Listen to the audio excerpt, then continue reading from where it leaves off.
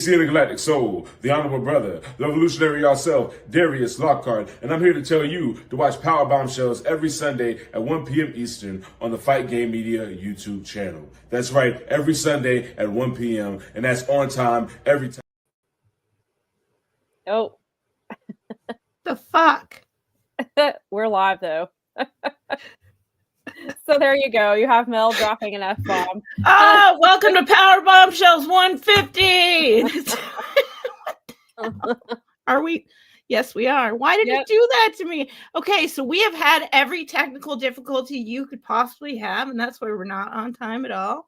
Welcome to Powerbombshells episode 150, which is a perfect way to start. I am Mel. That is Sam. We're just two broads talking about the wrestling we watch. Yeah, I was like, this is on brand for Powerbombshells. This is like, especially if you've been with us since the beginning, the early days of this podcast.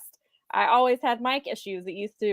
My mic used to fall all the time, and Brad and Mel were going to try to get me into the Observer Feud of the Year with my microphone. It did not happen. However, my mic decided to play me today and was making my ear.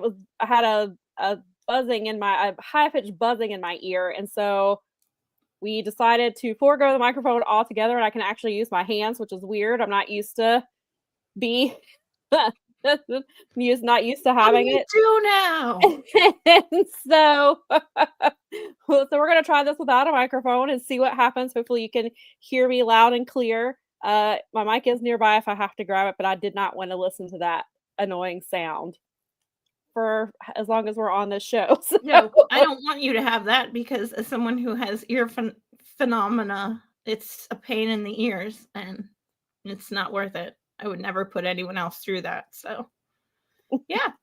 All right. Well, we're here. We're 150 episodes old. We made it.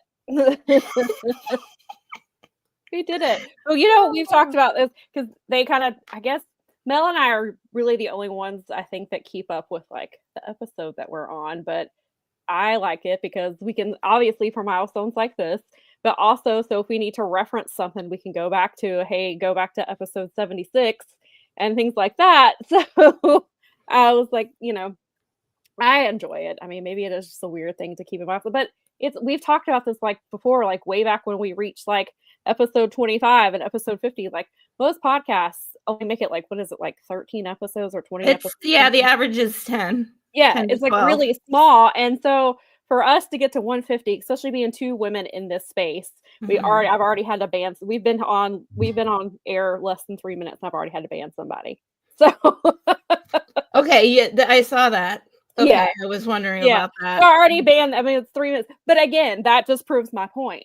To be women in this space, to make it to 150 episodes, at least for me and Mel, is a big deal, and we're going to celebrate it. And we're going to do the opposite of ROH when it came to episode 100. Correct. So I hope you guys got the message this week, in case you missed it. I didn't do it as much on Instagram as I had planned to, but on Twitter I did. I tried to post every single day something about us being 150. Mel was helping out with that, and so we had some 150 content to retweet. So we just wanted to make sure we were going to do the opposite of ROH and make sure we promoted episode 150. And then we're going to be annoying again in a few weeks because we're about to celebrate our 3rd anniversary. That's right. Our birthday is coming up. Our birthday is coming up. Birthday. It's technically on a Thursday. So I think the Sunday before will probably be we'll probably celebrate 3 years then. But again, that's funny that you said that, because I realized that after you said it and was like, I have to go look, but I'm pretty sure it's this day. And I'm like, well, that's a Thursday. Yes, it is a Thursday. Do that. Yes, and so I haven't written in my planner from last year. Perfect. We keep our day going. It's perfect. We can celebrate.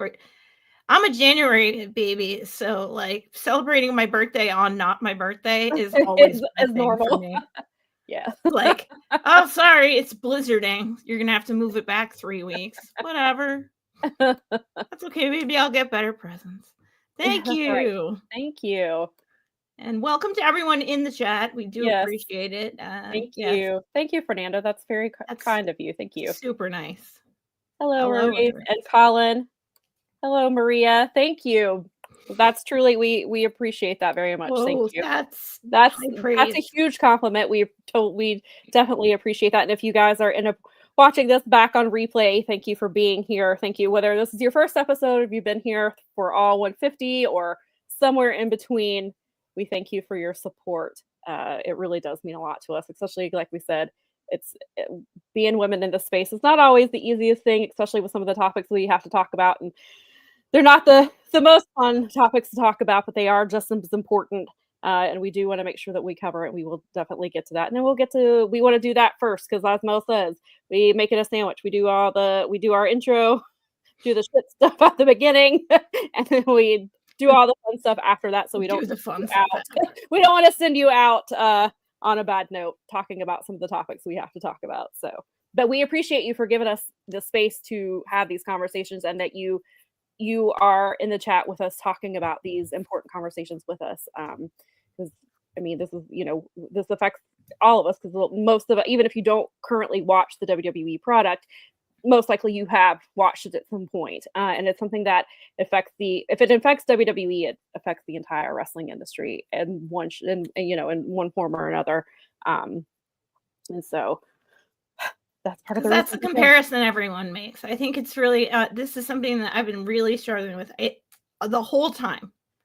It's like, don't lump me in with all those aliens. Like, I am not, like, when someone's like, oh, you like WWE, when you say that you're a pro wrestling fan, it's like, no, not and WWE listen, if you are listening to this and you're a WWE fan, that's fine. That's your choice. That's fine. We're not. Yeah, that's perfectly fine.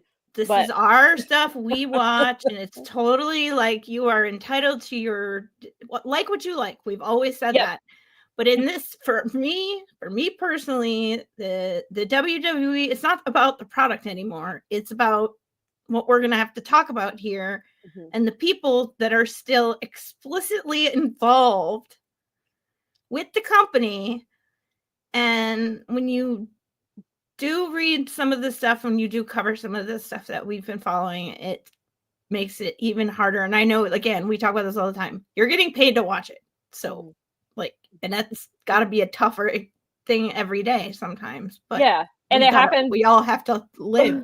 And the lawsuit was filed like literally 2 weeks after I started covering WWE again and getting paid to do so. I had just started that job, maybe literally, like, I think I started the second week of January, and January 26th, I believe, was when the lawsuit was filed, and I was like, oh my God. The natural order was like, no, the natural order was like, we're going to need someone like this on this.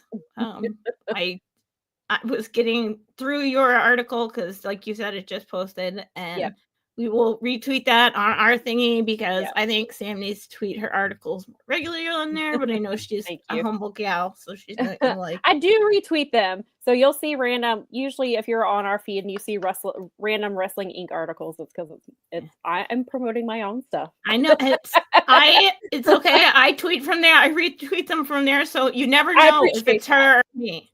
It's one of us. It could be me. It could be her. It's most of the time, if it's like a lot of it's me, because I don't think she's putting herself over enough, and that's okay, because that, and I need to remember to read them. So if I retweet them, there you go. I forget to check my bookmarks, even though I bookmark. Yeah. I'm bad about that too. I have like 8 billion bookmarks, right? Yeah, and I forget all about them.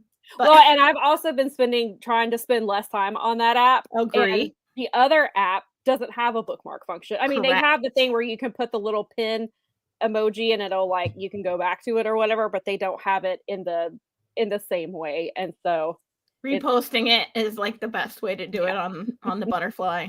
Yeah, so definitely. And Colin says that he stopped watching WWE a couple years, decided to give the Women's Rumble a go. I wish I hadn't. Charlotte didn't need to win that. Yeah, we will definitely talk about that when we get to the Rumble. We'll get to the Rumble kind of after we talk about the horrible. Yeah, we definitely will talk about that, and we have some thoughts. And I went with a picture of Charlotte because I knew she was going to be back. Wasn't quite sure if she was going to win. I think we all kind of knew that that's probably where it was going, but I did have some. When we get to it, I'll tell you who my pick was. But I was like, well, we'll just go with Charlotte because she's gonna be there, and she's gonna be probably she will probably be heavily involved now that she's back in. Well, what do you know? She won last night. Said it that she was back in the mix, and then you essentially called it. And then again, when you submitted the picture, I was like, I have no problem with that. I think Sam's 100% right.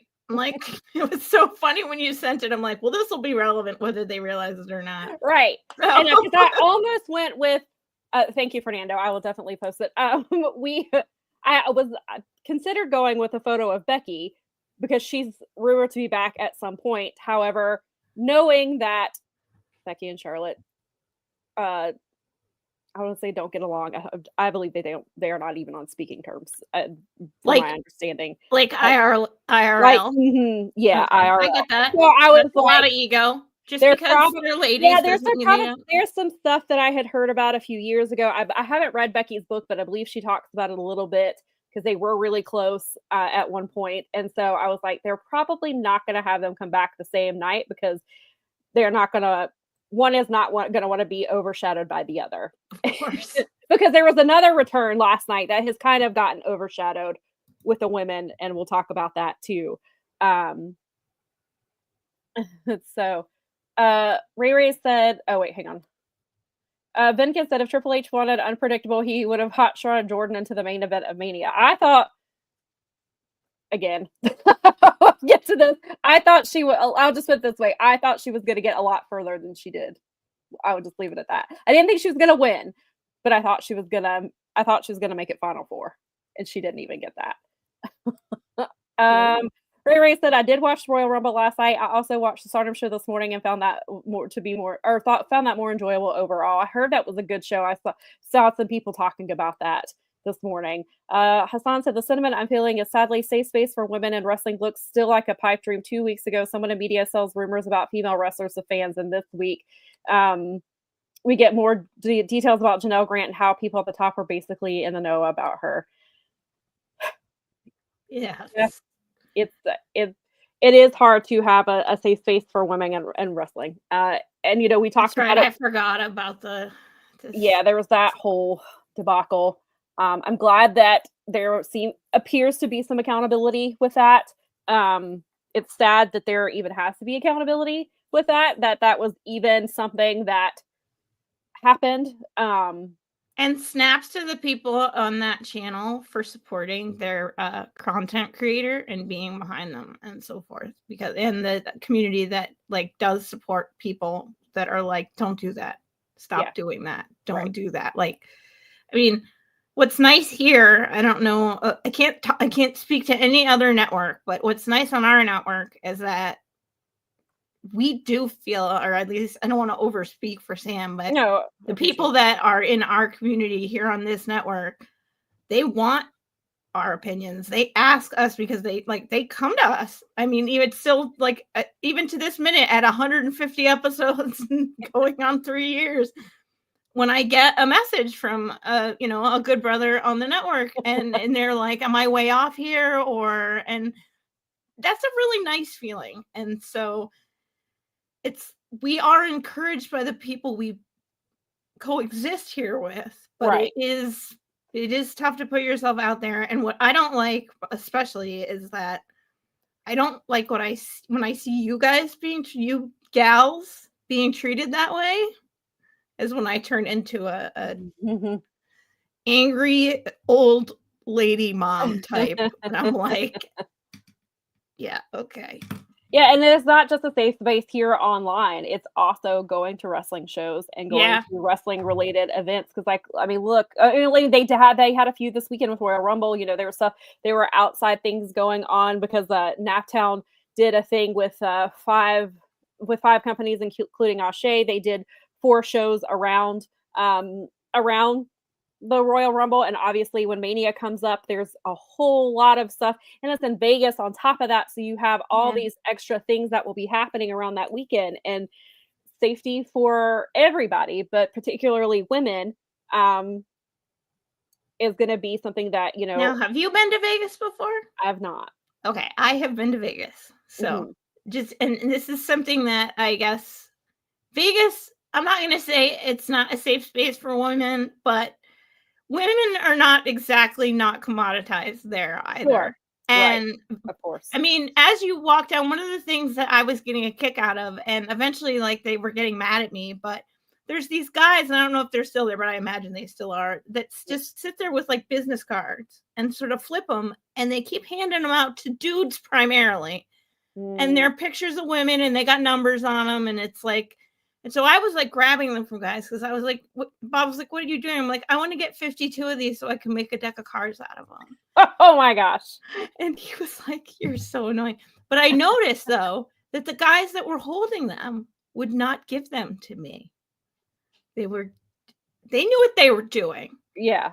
So it's gonna be a particularly hot spot for, I mean, they've had the motto since what, the 90s? Since the 1900s, what happens in Vegas stays in Vegas. Right. Right? So that environment is going to be tricky no matter what. And I mean, I would do it, but I would feel better if I had a good brother with me. Yeah, you know what I mean? If you're going to, I hate that Vegas, feeling, or even if you're going for Revolution, you're going to, if you're going to go see Tana's last match, anywhere that you were traveling for a wrestling show, I hope that you are safe. I do like the idea, and I wonder, it would be so interesting to see how it would work with American wrestling. But how we had Steven a few weeks ago talking about how and I had heard this prior, but that in New Japan you can buy, there's women only seating sections, and it would be such an interesting thing to see how that would work with a bigger company and how large that section would potentially be if an AEW or a WWE or even a TNA for that matter, or a GCW or, something like that offered these women only spaces. Like, how big would those spaces be? Because it's America, that the White History Month people would start bitching about the fact that why isn't there a men only section? Well, the whole freaking stadium is the men only section, okay? Right. It's always been like that. I've been an athlete since I was 5 years old. That's a long time, guys. That's 4 decades plus 5, plus a couple years, okay? Long time. Like, it's always been difficult to like sports as a lady. It's been great to see in the late 90s and early aughts where places like the NFL, especially, they kind of always, because they're always on the like, how can we make money, started doing ladies merch. Yep. But they were the first, and they were very slow in rolling it out. Mm-hmm. But boy, was it nice for me to finally not have the small jersey I didn't look like a box in. But it's still not the lady. This is like the way I know. I have a measuring stick for it over my lifetime. The lines have gotten longer at the ladies' room at sporting events. You used to be able to just walk right in. Right. It's not like that anymore. No, it's not. So it's like, so I think the thing about when we talk about safe spaces for women, the fact of the matter is we're here and we're not going away. We also like this thing. It's not just yours anymore. It probably never was, but it was very much marketed to you. Right. Because, and people don't realize this, is that it wasn't until the 60s or 70s, I believe, that they made the Olympics. The Olympics were co-ed before, I believe, the 60s. So you just competed as an athlete. It did not matter. If you were the best hurdler in the world and you happen to be a lady at the same time, you go out there and prove it. Right. Which is, I mean, I grew up playing because I'm from an age where my first teams were all co-ed. So I liked it. I got to learn to be you're in there. Right. Yeah. So yeah. It's definitely a different experience when you come up in it like that. And then especially for the men who are our boys who grew up playing co-ed versus the ones who did not, and how they react to women being in their space. Yes. Right, because they've had us. That's the thing, is that generation of and really millennials, especially, you guys have started more because you're more about it than, and I'm again a crossover. I'm a cusper, but I still mostly, I mean, my experience mostly falls on Gen X. It just does. Right. But the idea is that like you kids are more open-minded. You're just better at it. We started to, and then you took the ball and really ran with. It doesn't matter. I like this person. This is a human that's good at a thing. Piano, ballet, cheerleading, running, hockey. I don't care. Like the women's team was the first team in America to win a soccer World Cup. Right. Yeah. The best at the world's game in America that we could do was girls. Sorry, boys. And they've won Olympic gold medals and World Cups. Yeah. Right. Paul, exactly. Right on. Yep. Same here. But I think that the generational split is obviously at large in the world right now. And I think the biggest reason that we're going to see some people acting like jerks at events is because some people in leadership roles are setting the example that it's okay to act like a jerk to women. Yep. And I'm just going to put it like that and leave it there. And not just women. But yeah, not just women, disabled people, Black and brown people, marginalized humans. Yeah, people who aren't white men. But be an ally, not an asshole. Yeah, there we go. And Zaza says that the business car guys are gone. The car with the sign that goes up and down the strip is still there, and he's been told it's a police trap, which makes perfect sense that that's what's happening. Okay, that's good. I'm glad the business cars are gone. Those are so annoying. I will save this for the Royal Rumble discussion, but I have seen that somebody has sent some information related to the Rumble. So we will get to that. I saved it in case it moves from my Slack before I can read it, but we'll get to that. All right, we got some breaking news even. This is a problem. As Jim stated yesterday, is we try to have a nice weekend show for you, and they go and drop a disgusting lawsuit on you at midnight, and you have to stay up late.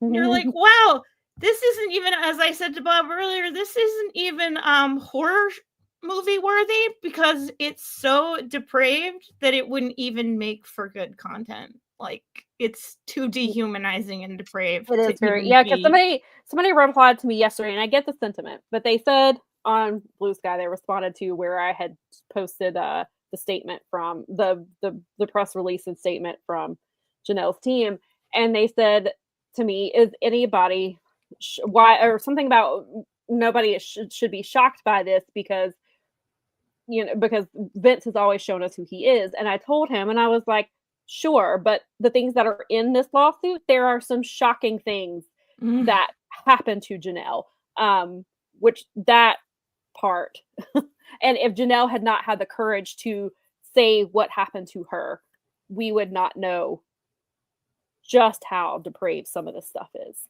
And it's horrendous that it even happened, but then that there are millions of people who have read it now or will be in the coming days because of when it dropped and things like that, that are going to talk it. And then you've got people there's a lot of Brock Lesnar defenders, of course, including the person who used to own one of the websites that I write for. Thank goodness he is not there anymore. I would not even entertain the possibility of writing for said website if I knew he was still going to be involved in any way, but luckily he is not. And we're trying to rebuild the reputation of that website with him, but then he tweets things like that. Yeah. And so people think that some people don't realize that he sold that website several years ago, and they don't realize it and think that, and then he goes and he tweets the things that he did yesterday, and here we go. And so, and we're like, please stop trying to set us back. We're trying to do some good here and kind of not erase, but kind of pivot from what you were doing to make this a better place. Some of the things that you used to do. yes, 100% that Maria says Grant is their survivor and a hero. I guess we should stop stalling and talk about it. Right. We should talk about it, especially because now I have some breaking Royal Rumble related news. All right. And then we have to talk about some other things too, and we'll be here. We can't have 4-hour shows every week. Hassan says, I saw Twitter threads fantasy booking Brock with thousands of likes. It's like a parallel universe. And Hassan, it reminds me, like I was talking about it a few weeks ago when I was at Collision, and the guys behind me were, I mean, they were nice. They were, they weren't out of hand or anything. But then one of them brought up wanting Brock Lesnar to be in the Royal Rumble, and I was just like, and then the guy, one of the guy who, I don't know if all of them, I don't know if the rest of them were single. I know for sure he was married because I heard him mention his wife a few times. And he was like, and he said, he was like, but Brock's name in that lawsuit, like he's probably should not come back. And they were like, yeah, well, but if he was to come back, like, I'd like to see this. And like, you could tell he tried to be like, hey, like, it's not worth it. Like, he's not coming back. And they were just, and so he just was like, all right, well, they're not gonna, I tried to interject, and they're like, okay, but I want to see Brock. So that thread reminds me of, of that conversation that I just heard less than a month ago. And so maybe now that gets so dismissed in that circle is, yeah, it's too much. It's too much to bear sometimes when you are looking at the facts in front of you. Right. So we knew, as we have been covering it. So originally the amendment was supposed to come January 15th, but then Janel's team asked for more time because the SEC fined Vince McMahon. And he ordered him to pay back WWE the money that they spent on the investigation they did on him. And so he, of course, tried to spin it as, I'm innocent. It was just a minor accounting error. And people bought it. But this is what Vince has done for decades. He always spins it, so it's not that bad. But it is bad. And so because of that lawsuit, they did admit that Janel was one of the NDAs in question that triggered this investigation. And so they obviously wanted to use that in there. They wanted him in the lawsuit to include this information along with other information. There's a lot more evidence now that we have now seen. And so, and then of course, Vince's team was like, let's go to arbitration. They've been trying to go to arbitration since the original lawsuit was filed a year ago. And so there's a new judge, and Judge Russell was like, not going to give you a schedule, because Janel's team also wanted a schedule so they could know when they needed to do things, and she wouldn't agree to that. And then she said, but you can file a motion to amend your lawsuit. You have till January 31st. So she had basically 2 weeks. Their team had, and then they also for now have told them that they can't go to arbitration. That could change. That's what I thought. I thought that I read in BJ's article that judge said, this is going to a jury trial. Well, as of right now, for right now, at least it's not going to arbitration right now. Right now, right, exactly. So that's why it took. And they actually added in the amended lawsuit and I think it was there the first time, but they put it in there pretty we want a jury trial. When they made sure that has been Ann Callis's statement the entire time. She's right. Janel Grant deserves her day in court. She's right. Regardless of what the result is, she deserves to go to court to talk about what happened to her. And it's essential for her healing process. I mean, I don't see how. Well, she needs to be, at minimum, needs to be made right. They needed to take care of her for the rest of her life. Oh, absolutely. Whatever she needs. Yes. Whatever mental, physical, emotional support, whatever she needs to be taken care of. And right. I would hope, yeah. So period. So all day, a lot of us who have been following this, we're waiting. When is the lawsuit coming? When is the lawsuit coming? It's got to come today. It has to come today. That's the deadline. It has to come. And I was talking to BJ, and he's like, well, technically they have till 11:59 p.m. Eastern time. So because we were like, we're, so we were waiting for it, and I was like, please don't. Yeah, right. I was like, please don't come while I'm on SmackDown duty, and I can't, because when I'm covering for Wrestling Inc., obviously that's my focus. That I can't write for Daily DDT during that shift. And so I was like, and not that I can't cover it for Wrestling Inc., but Daily DDT is where I've been covering Vince and all his various lawsuits and NDA stuff for several years now, and so I've been covering Janel's lawsuit there too. So I wanted to continue to cover it there, and so I got a PDF version of the lawsuit sent to me, and it was just after 10 o'clock, and I was like, of course, there's an hour left of SmackDown. I'm technically here till midnight. I was like, so I couldn't really do anything. I did scan over it. I did let the the people know, like, hey, just so they saw it too. I'm like, hey, the amended lawsuit is here. Or actually, I should say, she filed a motion to amend the lawsuit. It's not technically been amended yet. The new judge will have to approve that. But if it is approved, this is it. This is the information that they are trying to get approved. And so I had to write for what I was doing. And so I didn't get to start I had seen some things because other people were reading it, and I was getting text messages, and some people in Slack were seeing things. And so I had an idea of certain things that were already in there before I got to it. So I finally got to read it at midnight.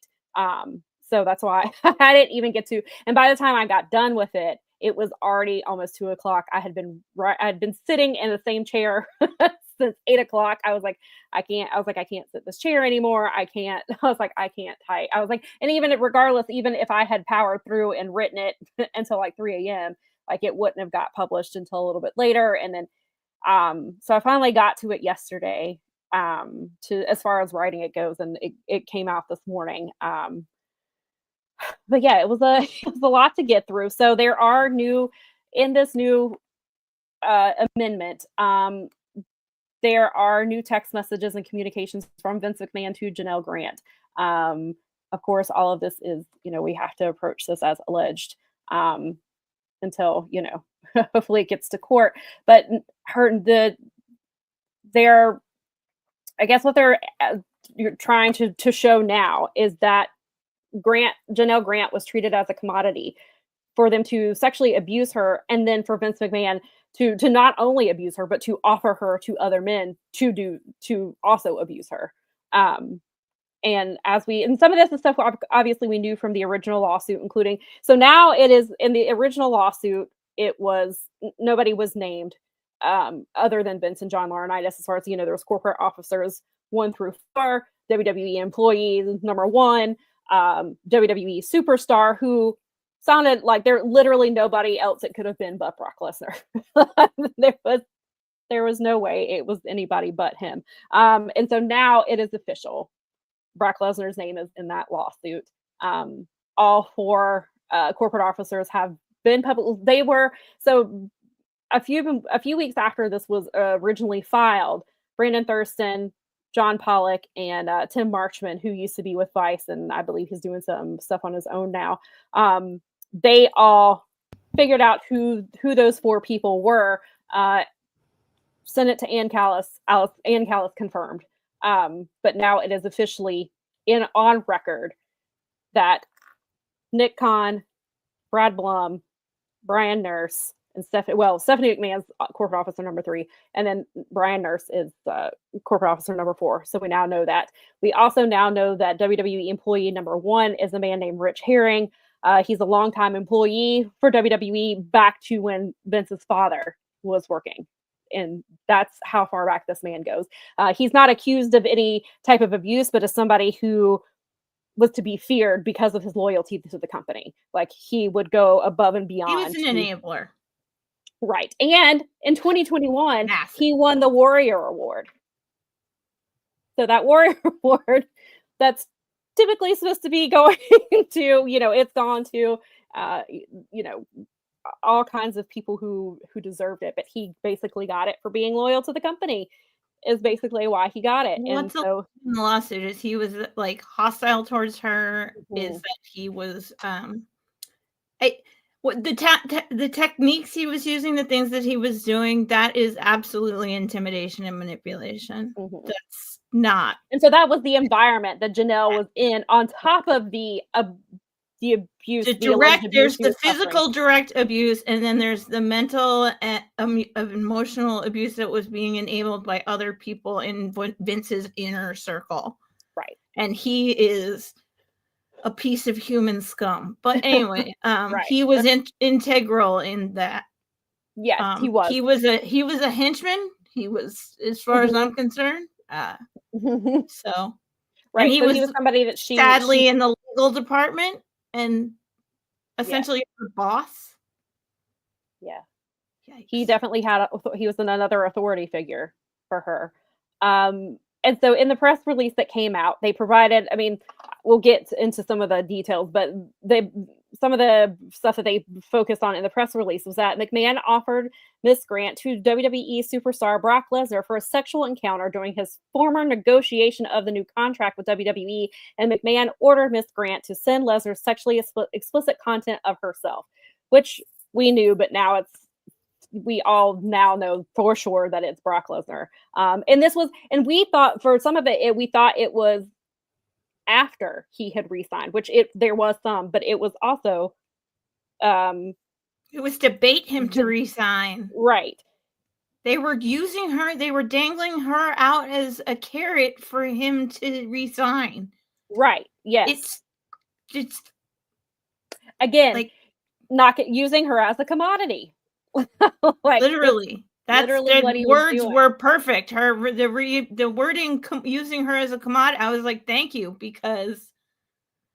And again, Ann Callis used when she amended it with talking about the accounting error, which was something that I had a lot of issue with, because they called Janelle is not an accounting error. She is a human being. Exactly.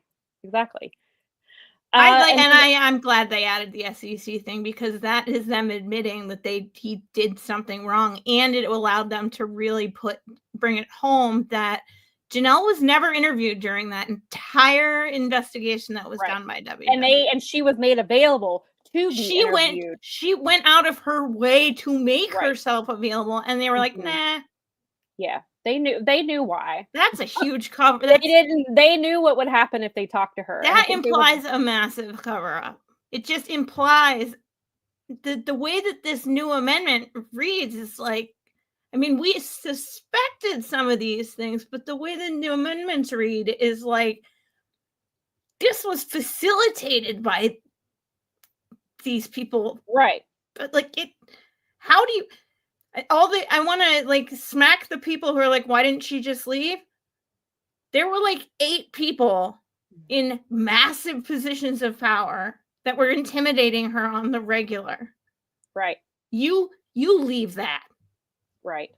Well, and again, I will, if you did not see it several months ago, and I posted it to our social media yesterday, but back in, I think it was October, we were able to interview Professor Bridget Carr, who is a human trafficking expert, who explained why people do not leave those situations, because people always blame, and why instead of victim blaming, you should be blaming the person committing the trafficking and the abuse and things like that. And so, but she laid out like to help people understand, like, well, why wouldn't you just leave?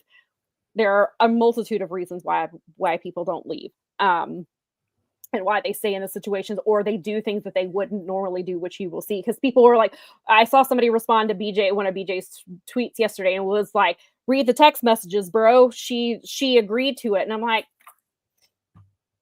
this woman was. Why would they submit that as physical evidence on their own if it wasn't to show that he was manipulating her? Right. You don't was conditioned to do these acts that she did.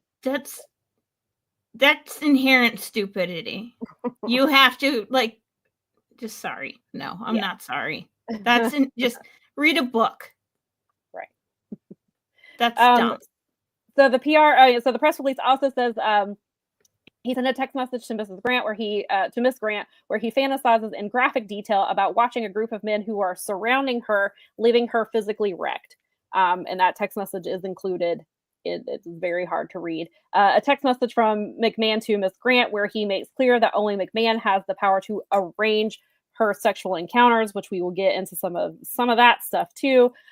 Which, and again, sexual encounters goes back to using her as bait to get Brock Lesnar to sign a new contract. And obviously for John Laurinaitis as well. It says an occasion where McMahon video recorded Miss Grant while nude for Laurinaitis without her knowledge or consent. And it says details about the investigation WWE proclaimed to conduct in 2022 after it became public that McMahon signed NDAs with multiple women in which investigators, which we just talked about, refused to interview Miss Grant. And then there is a transcript of a voice message from McMahon to Miss Grant where he attempts to coerce her into signing an NDA really fucking fast so he doesn't get fucked he doesn't get kicked out of his own fucking company. And so there is transcript of that in there. And then they also added that in the initial complaint filed in January 2024, it includes a text message from McMahon to Miss Grant, where McMahon admits, "I am the only one who owns you and controls you, and controls who I want to fuck you." So again, going back to the commodity part of all of this. Ann Callis released a statement in this press release. So Miss Grant's amended complaint reveals new details that further demonstrate the sexual abuse she suffered at the hands of Vince McMahon and John Laurinaitis, and pulls back the curtain on the dangerous workplace culture McMahon created at WWE. Miss Grant looks forward to holding her abusers accountable in a court of law. So I know that's a lot to digest without even knowing. So if some of you have not read it yet and have not heard some of the things that have been revealed from this, it's a lot. So I will just go ahead and tell you now. We'll give you a trigger warning. Yeah. If you feel like you are listening to this and you need to leave for a bit, I can't tell you how long we will be talking about this topic. Please feel free to leave and come back. If you're listening on the replay, please feel like if you need to fast forward, please do. That's perfectly fine. In this article, totally understand. At the end of the article, I did put some hotline numbers. Again, I've done that in some previous articles, but those numbers are there as well. If you find this information triggering in any way and you can't listen, I have we totally understand. Yes, we do also have some information across the bottom of the screen for you if you need that as well. Because we're gonna get into there's some not great things in here. It's gross. It is gross. So we'll go back to the Brock thing, because that is, that's a big part of the commodity part of this, besides John Laurinaitis. So the lawsuit states that Vince was actively negotiating to keep Lesnar in WWE when he offered Grant for a sexual encounter. She didn't even know that he was going to do this. He just told her, he's like, "Hey, by the way, I'm trying to get Brock Lesnar to stay with us. If he stays with us, I promised him a sexual encounter with you. You're going to do what I say." Lesnar eventually did resign, and she was ordered by Vince to fly to Greenville, South Carolina, even if it's just to see Brock. Also, I will remind you, if you did not read the initial lawsuit, the text message that were in there, Vince McMahon texts like he's 12. He really here, and that's one thing that Dave Meltzer he pointed out, that because he's texted with Vince before, and he was like, "Look, it's anecdotal, but those texts sound like Vince texts." Yeah. He's like, so he he uses the letter C, like to see Brock, capital C. He uses capital U. Your is you are. Yeah, apparently he thinks he's in middle school or something. Yeah, he frequently texts like that. And yes, somebody asked us to Triple H in the lawsuit. Yes, Paul Levesque is in the lawsuit. He's not accused of he's not accused of abuse, but he is in there related to a new office that is constructed, and we'll get into that. But there's the office that was constructed for Janel shares a wall with Paul Levesque's office. And this office is where she was abused. And and this is the like one of the walls. So either I saw somebody say either Paul knew exactly what was happening, or it happened right under his nose and he had no clue. Which would make him the dumbest person ever. And I'm sorry. There is absolutely no effing way in the entire universe, under the current circumstances that are alleged in this lawsuit with that office setup thing, there's no way I'm buying that you're selling me that you didn't know that this was going on. I have, oh God, I just read Lady B's message, which I'll pop up in a second. Agreed. But yeah,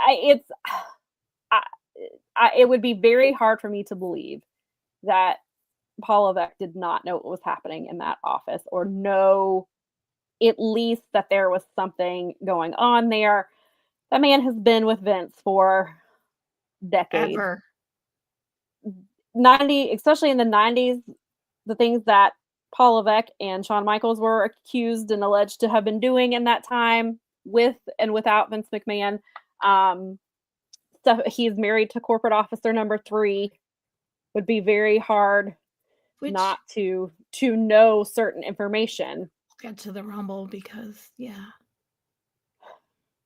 so I can't even anyway, go. Yes. Lady B says that she will never see the word tigress in the same way again. Cringe. Yes. Vince, if you were not familiar, Vince refers to Janel as that at one point when he is sending her pictures of his office. So he, one SummerSlam weekend, he was in Florida, flew back to Connecticut to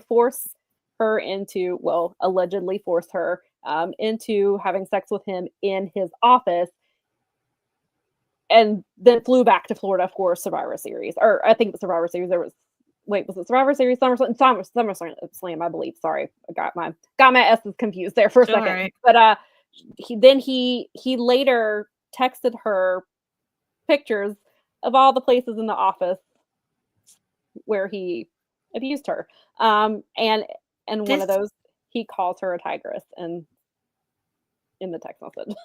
This dude got caught during the filming of the McMahon documentary. Yeah. Receiving content from her and dressing her down about it not being allegedly not being explicit enough. This guy is so, like, the nads on this MFer. It's amazing. And nobody stops this. Can you, and with the quote from the lawsuit where he's like, it's my company. And so many people around this saying, yeah, it's this is the culture. This is the thing.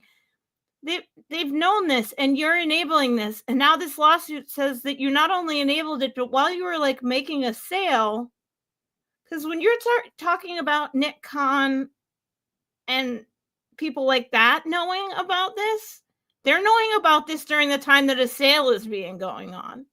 Right. Yeah. Yeah. So they know he's essentially keeping a concubine or something in his office. And they're still like, let's make $1 billion deal. Right. It's absurd. But yeah, there's screenshots of Vince McMahon looking down at his phone during the Netflix when he's being recorded for this, and he is looking at content from Janel that he ordered. And you have to understand, he was ordering her to send these. Like, he would say, and then when she would not comply, he would berate her. And he noticed he was directing her to send content to other people. And if she did not, he would berate her for it, or he would basically not let up until she complied with what he wanted, from what this lawsuit says. Paul says, not just him hearing horrible things through the wall, but also he had to know something was up when a low-level person's office was put right there. Yes, exactly. This is the allegation is that Nick Khan was involved with the design. So was Brad Blum. They helped. They were involved in the design of this little cloister that John Laurinaitis had a direct door into her office from. Yes. What? So if you were not aware of this, John Laurinaitis oversaw a corner suite office being added to his taste with the knowledge and input of Nick Khan and Brad Blum, who are corporate officers number 1 and 2. They knew about this office. There is a door from Janelle's new office that leads directly into John Laurinaitis' office. That means that they could go in and out of Janelle's office and nobody would know from the outside, because nobody would see people. They would not see John Laurinaitis or Vince McMahon coming in to Janelle's office. Adjoining hotel room, kids. They were right. And on top of that, they eventually added a badge lock on the outside of Janelle's office, meaning that you would have to have a badge to unlock the door to get into her office. So this room was basically built to assault Janelle in the workplace. And a wall of that office was a shared wall with Paul Levesque's office. Yes. And some people have pointed out that may have been the time that he was having some health problems. Perhaps he wouldn't have known. However, Janelle was an employee for several years of that time. It's very hard for him. I mean, sure, maybe there was some of it that he missed because he was having health issues, but what cast out on that for me is that now Stephanie is actually affirmed also in the lawsuit to the degree that she was involved in speaking with Janelle about, HR things and about towing the line and things like that, because they do mention her in it this time where they didn't before. Mm-hmm. She is now also named in it. It's minor, but her name is there. Right. Which is why. So go ahead. So, I mean, you've got an adjacent wall and your wife dealing with this. Right. And your dad. Your father-in-law. Who is your boss. Your children's grandfather. Who is still booking and doing creative, and you're being your boss during this time because Vince was still running the company this time. So Friday night during SmackDown, questions. They showed Stephanie in the crowd with a young child, and I don't believe that was one of her, because her children are teenagers, but there was a younger child. I have no idea who this child was. Maybe a relative, whoever. But they showed it during SmackDown. The lawsuit had not yet dropped. Of course, they know it's coming because everybody knows you've got until January 31st. Well, they would have gotten a copy of it before all of us. Right, exactly. So that's exactly what they did. And yes, and Vinkin says the same thing. They opened Royal Rumble with Stephanie. They had her come out. All kinds of applause. She's smiling, waving, acting like I can't believe after everything that they've put her through, she's effectively been abused by her father in many ways.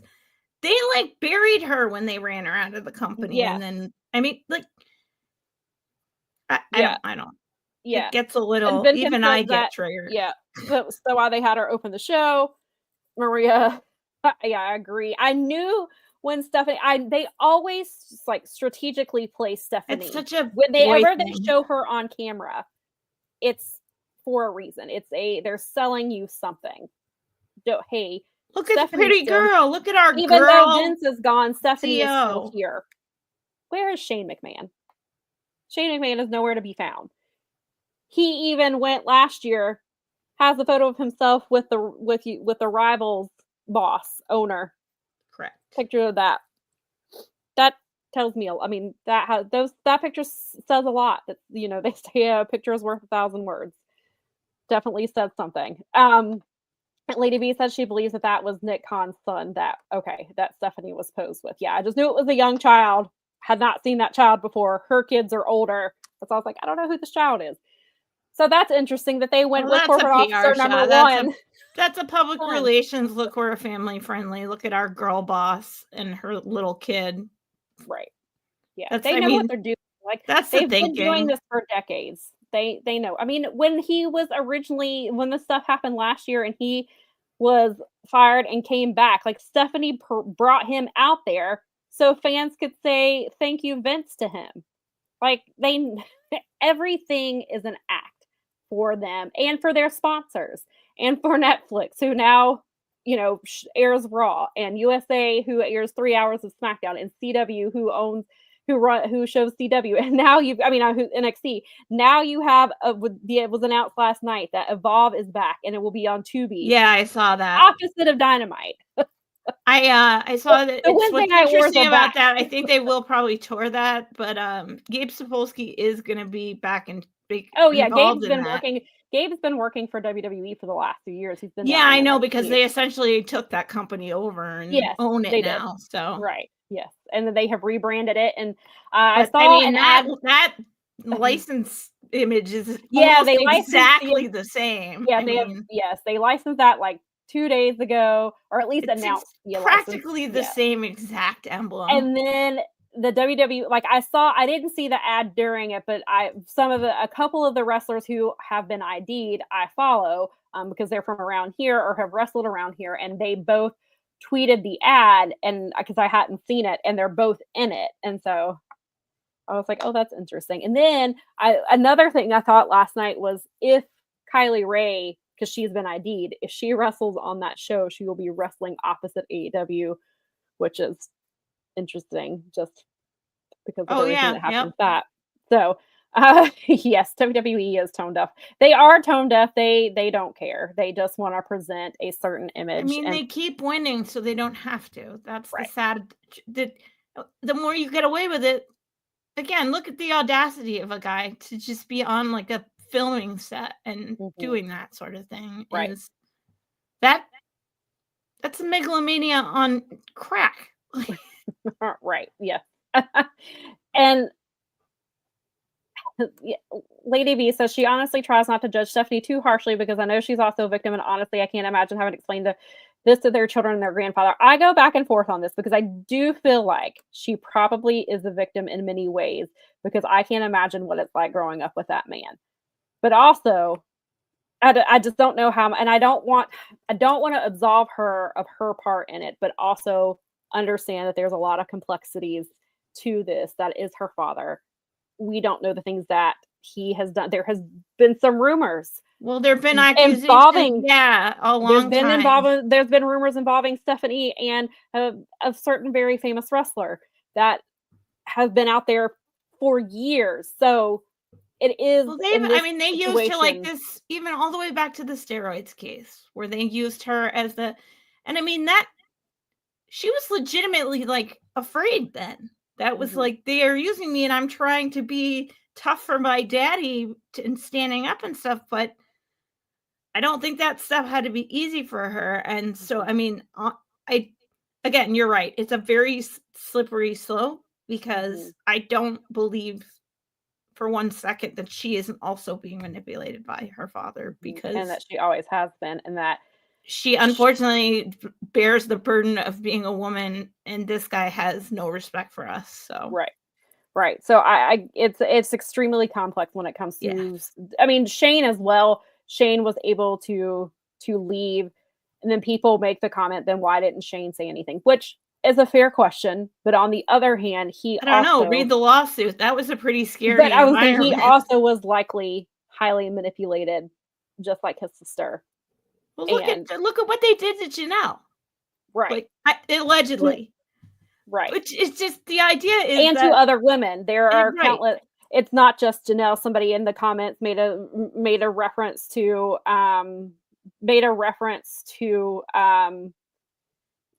Ashley Massaro, who that is one of the that case is just awful, and it's what happened to her is tragic and did not get it still doesn't necessarily get the attention that it should have. And then you've got Rita Chatterton, and then there's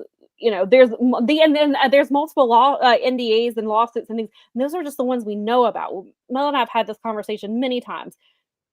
There are likely countless other men and women who have been abused in some way by Vince McMahon and other people in that company. I mean, you have the Ring Boys lawsuit that I was was going to filed say, last there's year. also in Maryland courts right now. Right, it's currently being stayed while they're figuring out some stuff in Maryland.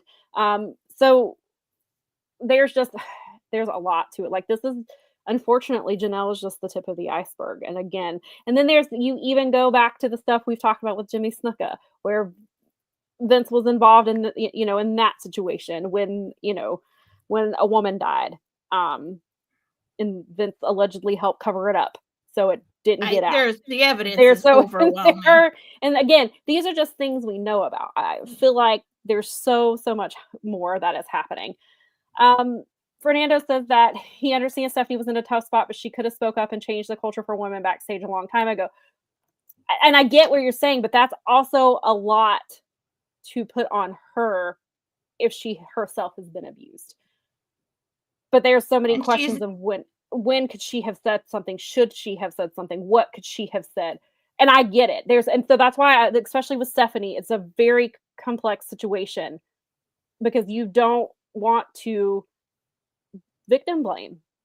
If she herself is the victim of her father in any capacity, not necessarily in a sexual way, but just in a manipulative way. If she is being abused by her father in some way, I don't want to victim blame her or Shane for that, for things. The idea here is that Linda McMahon is a co-founder of this company and also one of the biggest names behind it, even though her name never seems to come up. If there's a real question of which woman should have stood up and said enough's enough, right, I think Linda's probably the person you should be looking at. Right. Because she's not only his wife, this is a very powerful woman. She back then was powerful. Now we're talking about a campaign manager for a president, congressional power. Mm-hmm. I mean, political. Linda McMahon is a politically powerful person, way more powerful than her daughter. She could have shut her husband's back. She was turning a blind eye to his bad powerful behavior. Than Vince is. Yeah, definitely. And she is named alongside Vince in that Ring Boys lawsuit. In the Maryland named lawsuit for knowing what happened, and then she's famously the one who brought Mel Phillips back to the company after he had been fired. She's the one who brought him back 6 weeks later, and so. I mean, I get the Stephanie stuff. And I think you have to decide for yourself on that. And that one's your value system. But the real question here is that there is a matriarch in this family. And she just gets away with turning a blind eye to her husband's shit behavior. You can also make an argument that Linda has been a victim of McMahon because she was very young when they started dating and when they got married. So, Linda has, I don't want to absolve her of her actions either. But also, this manipulation with Vince goes back to as early as his relationship with Linda, and they were teenagers when their relationship started. And manipulation from Vince McMahon could have been going on, in the early days of their relationship as well. So, it's extremely complex. It's not very black and white when it comes in the end of the day, this guy is alleged to have done a great deal of damage to humans across the decades. And in this particular case that we're talking about, there's a lot of horrible, dehumanizing stuff going on here that if this stuff can be proved in a court of law, I hope that this guy finally gets his, because this just the whole, I don't know. I think at some point even you become brainwashed to it. Like, they might have been victims of this, but like, this man has been, like, for years people have talked about Vince and what kind of person he is, and he took this company over from his dad, and he went pushed up territories and nuclear. Yeah, he manipulated his way to the top. He cheated at people. He shook hands with people when a handshake was like the way you did business, and turned and stabbed them right in the back. Like, this is not a guy that, like, it's not like there's no redemption arc on this guy. He's been a jerk since day one. Like he's been bad since he's been horrible. Like jerk is underestimating. I mean, know, underselling. I mean, that was the term, but even that term is underselling the type of person he is. Yeah. And okay, the things so he's been, let me rephrase. He's been scum since day one. So, but yeah, and it's gross. And I encourage people, not encourage, but encourage you to read the lawsuit for yourself so that you can not be stupid about it. If you can go through it, it is a lot. Believe me, it is a lot. And I would never like put anything through, but at least for the love of God, don't talk out of your behind about it. Or if you want to, not to push my own stuff, but in the article, I tried to. I obviously couldn't cover everything. You can push your own. Would have gone on for days, but I did try to highlight some of the bigger things that are in this lawsuit, and you know that are in there now because we also know. So going back to Brock briefly, so he wanted her to fly to Greenville, South Carolina. Then he also, this was also in the original lawsuit, but it's worth repeating that McMahon and Lesnar made plans for Janel, like did not include her in these plans, made these plans and be like, you are going to Connecticut or you will be going to the Mohegan, Brock is going to be appearing at the Mohegan Sun. You are going to have a sexual encounter with him. And Brock sent her his hotel information. There was intent for it to happen. It did not happen because of snowstorm, changed Brock's travel plans, and Janel also was able to use the excuse of COVID. So some people are trying to say, oh, well, Brock didn't actually have sex with her, so he didn't commit a crime. That's wrong. He had the intent to. It doesn't matter. Multiple times. If you have the intent to murder someone, and I saw somebody say, actually I saw a reference that somebody said, if you have the intent to murder someone and your car breaks down on the way to you going to commit murder, you still had intent to commit a crime. Right. Brock Lesnar may not have completed the act, but he had intent to on it that we know of on at least 3 different occasions, because there was also something that was supposed to happen at Madison Square Garden was the other one. So those are 3 times that we know of. The one in Madison Square Garden, Brock got too drunk and Vince sent him home, but then role played as Brock according to the original lawsuit. So So there's that. But yes, while we're on the names, a new name has been revealed of being involved. Vince McMahon directed Janel Grant, according to the lawsuit, directed her to create pornographic content for Michael Hayes. Michael Hayes is a longtime WWE employee, obviously former wrestler, was working backstage last night at the Royal Rumble. After the lawsuit drops, they knew, obviously, prior to this, but now we know for sure he's in this lawsuit. That's being someone. She included photos, obviously, in the lawsuit. It's covered, so you can't see her. But she wrote text on the picture, "Hi, Michael," and what the message was. Then she was also directed to send the same content to his production crew. Mm-hmm. On top of that, she was also directed to create content for construction workers. On top of that, this is on top of Vince bragging to her about the numerous people he had shared her photos with and her content that was created specifically for him at his demand. Once again, she was demanded to send these pictures she thought they were going to be just to Vince, so she included her face. So now people she does not know have seen these photos with her face in them. And he's telling, and there's screenshots of text messages, and it was in the first one as well, where he was bragging about all these things, saying that she loves having sex. She would love to have sex with all of them, multiple men at one time, like just all these things. And he said that they were going wild and they were going crazy. Can't believe that somebody Vince's age could get a woman like that. Just like all of these things. And he's telling her this as thinking it's going to make her feel good about herself. Yeah. When in fact it's doing the complete opposite. And so back in, I think it was November, it had been reported in several outlets that Bruce Pritchard and Michael Hayes both took some time off, supposedly scheduled time off. Timing was really interesting. Both men are back and have, I believe they both came back in December, I want to say. And they've been working backstage, and like Michael Hayes has been integral to the Bloodline storyline. That's the biggest storyline WWE's had in the last 5 years, and he is a very big part of that. So he's very hands-on into what is still happening in this company. So in the time that Janel Grant has filed this lawsuit, this man has been actively working with talent and other employees, and they have shielded him because his name was not in the original lawsuit. Yeah, and then like Vinkin says, Kevin Dunn left too, which these are some of Vince's right-hand men.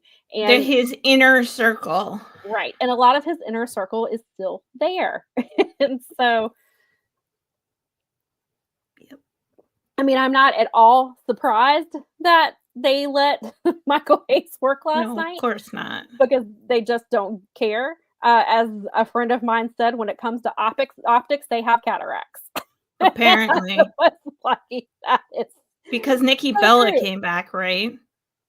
Yes. And we will, even prior to, I feel like there was some. I don't know enough. I only saw little she bits came and back pieces. At number, she came back in the Royal Rumble at number 30. She was trending, and when I realized, I clicked it and I went, oh, and I had to click out of that because I didn't want to think about it. I feel like, Nikki should not be punished for the things that I agree with you. Did. No, and I just want to make that clear that people don't think that that's where we're coming from with this. No. And Nikki, there were rumors several weeks ago that she was going to be involved and had kind of changed her stance on WWE. I feel like, and I don't want to speak for her, out of the situation she just came out of personally, not having anything to do but within her own marriage, WWE is probably somewhere that feels safe for her and somewhere that she knows and feels like home to her, and perhaps that is why she felt the desire to go back. Her ex-stepfather is no longer there. Vince is gone. Other people are gone. People that she feels safe with. There are some people she feels safe with that are there, and again, I don't want to speak for her, but just from just looking at the situation, I feel like maybe that's why.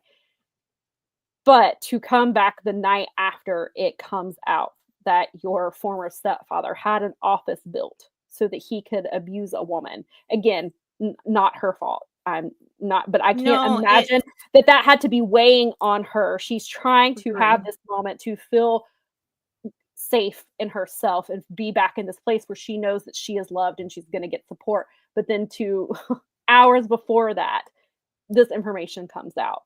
And I can't imagine what that must have felt like for her to come into. Well, I mean, because that was being done. Her father-in-law was doing that to her mom.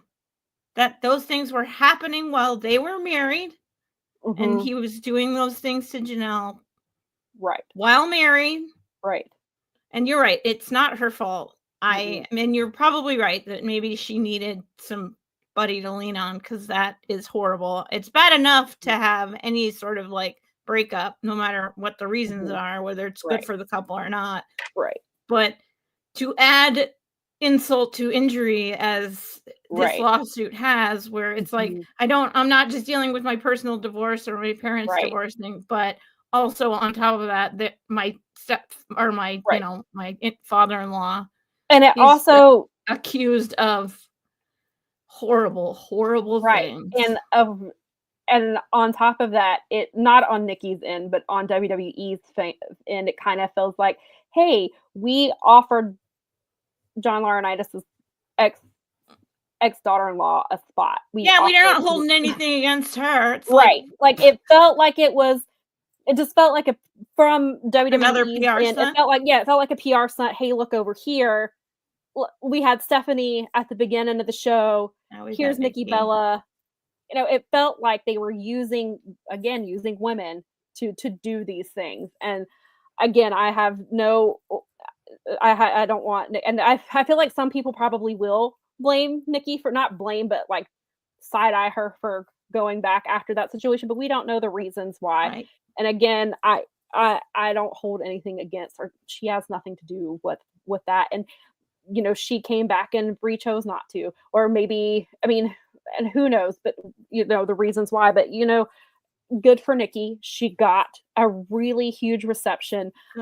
I've seen so many fans, people that I follow who are fans of hers, really excited to see her. And so I'm glad she has that support and love, especially in situations with because like you said, both of these are hard enough situations by themselves, then to compile them together. I can't imagine what that must be like. And then you can't, no matter what you do, it's like, this is still attached to your family in a way. Right. Exactly. Who knows? I mean, right. It's terrible. And I really have empathy for their family going through the things that they're going through. This whole thing, the reverberations of it, the fact that there are still people employed there that were involved in it, basically, the fact, I mean, for all intents and purposes, there's people still there that were there when this happened, that have been there for a long time. Like, it's hard I feel bad for the people that are at the company. I feel like especially got to be tough on the ladies there, regardless of how great it might be or not. It just, I don't know. It's a very complex situation. And also we have to remember, in the wrestling business in the US, there are two companies that can afford to pay wrestlers well. And unfortunately, one of them has all of these skeletons in the closet. They have all of these things. And it's a very difficult thing when you are trying to provide for your family, or trying to you're working your way into, up from the indies or wherever you're working up from to get into wrestling. And sometimes, and there's only so many options where you can go in this country that you can get paid well and be featured on TV and things like that. And so unfortunately, sometimes, I don't want to say they have to overlook these choices, but sometimes they can't. I imagine, I don't know, I can't speak for these wrestlers. Maybe some of them can't use that as a factor into them coming. Maybe they have to look at, this is my opportunity. This is how I'm going to pay my bills. This man is no longer, and they can look at it, he's not here anymore. Granted, obviously you can go deeper and be like, people he worked with his inner circle, some of them are still here, but I can't, you can't speak to somebody's mindset, but they are limited, unfortunately, in the places that they can go and be at that height. And that's the only place that has WrestleMania. And for a lot of people, that's a big, huge dream for them, or that's the only place. And of course, and then you have people like, Hangman Page, for example. My dream was WWE because AEW didn't exist. But now that there's an alternative, that's no longer my dream. And so for some people, that's the case. And then there are younger people who will grow up and their dream is to go to All in London, or, wherever, and so, but for a lot of people, for a lot of wrestlers, that was their dream, was WWE, because that was the peak. There was nothing else. And so it's gotta be a lot.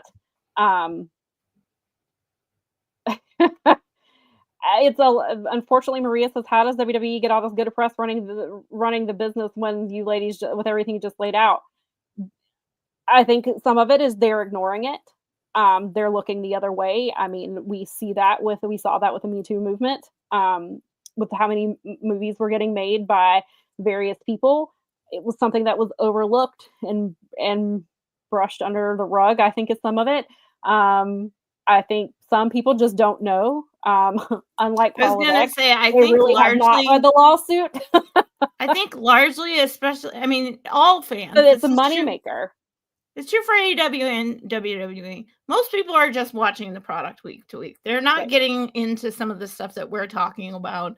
They're not looking at what wrestlers are doing on their off time. They're not looking at what's going on in the industry itself. They're not looking at the business of wrestling. But I think so. Now, that being said, this has been covered by the Wall Street Journal and by Ashley Banfield. And like she says, you go, how do they get all this good press? And that's, they're not looking into it. It's interesting. Well, and some of it, I think the press might be because some of it's coming from their sponsors. They have very big sponsors, and so they and also are the WWE faithful are the WWE faithful. fair. I mean, the last time Vince came out, they cheered him like he was a hero. Nothing's really changed, guys. Right. Like, I shudder to think what would happen if he came out and just like showed up. Mr. McMahon showed up tomorrow on, Raw or whatever. Some people would boo him out of the building. Would probably go wild, and I would want to throw up, or I would throw up in my mouth or something. Because some people would treat him like Hulk Hogan and boo him out of the venue, and boo Logan Paul on Friday. They boo the hell out of him. But would they boo Vince the same way? You got it dead on. This is a perfect comment. It takes a very long time to fully change a culture. It's absolutely right. And WWE has its fans on lockdown. Well, and also some people use wrestling obviously as a form of escapism. So they don't want to. They want to see what's on the screen in front of them. They don't think about, how is this wrestler being treated backstage? How are women treated in this company? How is the office environment in this company? So like, and I get it, and I get that you don't want it, because then if you have to examine that, then you have to examine it in other places in your life. Like we often say, wrestling is a reflection of real life.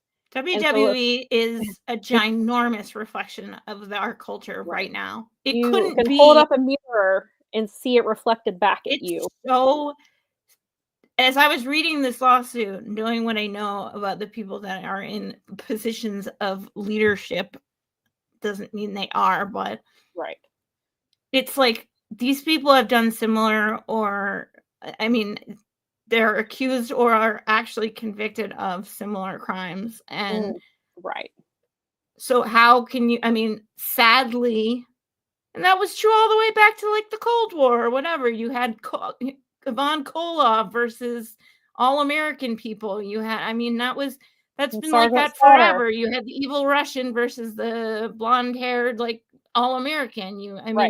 That goes back to forever. Yeah. This is so patently, like, if you want to know what America's like right now, watch WWE. Please don't watch WWE unless you're getting paid to watch it. No, actually, you know what? Like, again, as we always say, like what you like, and it's your choice, and you have to make peace with what you choose.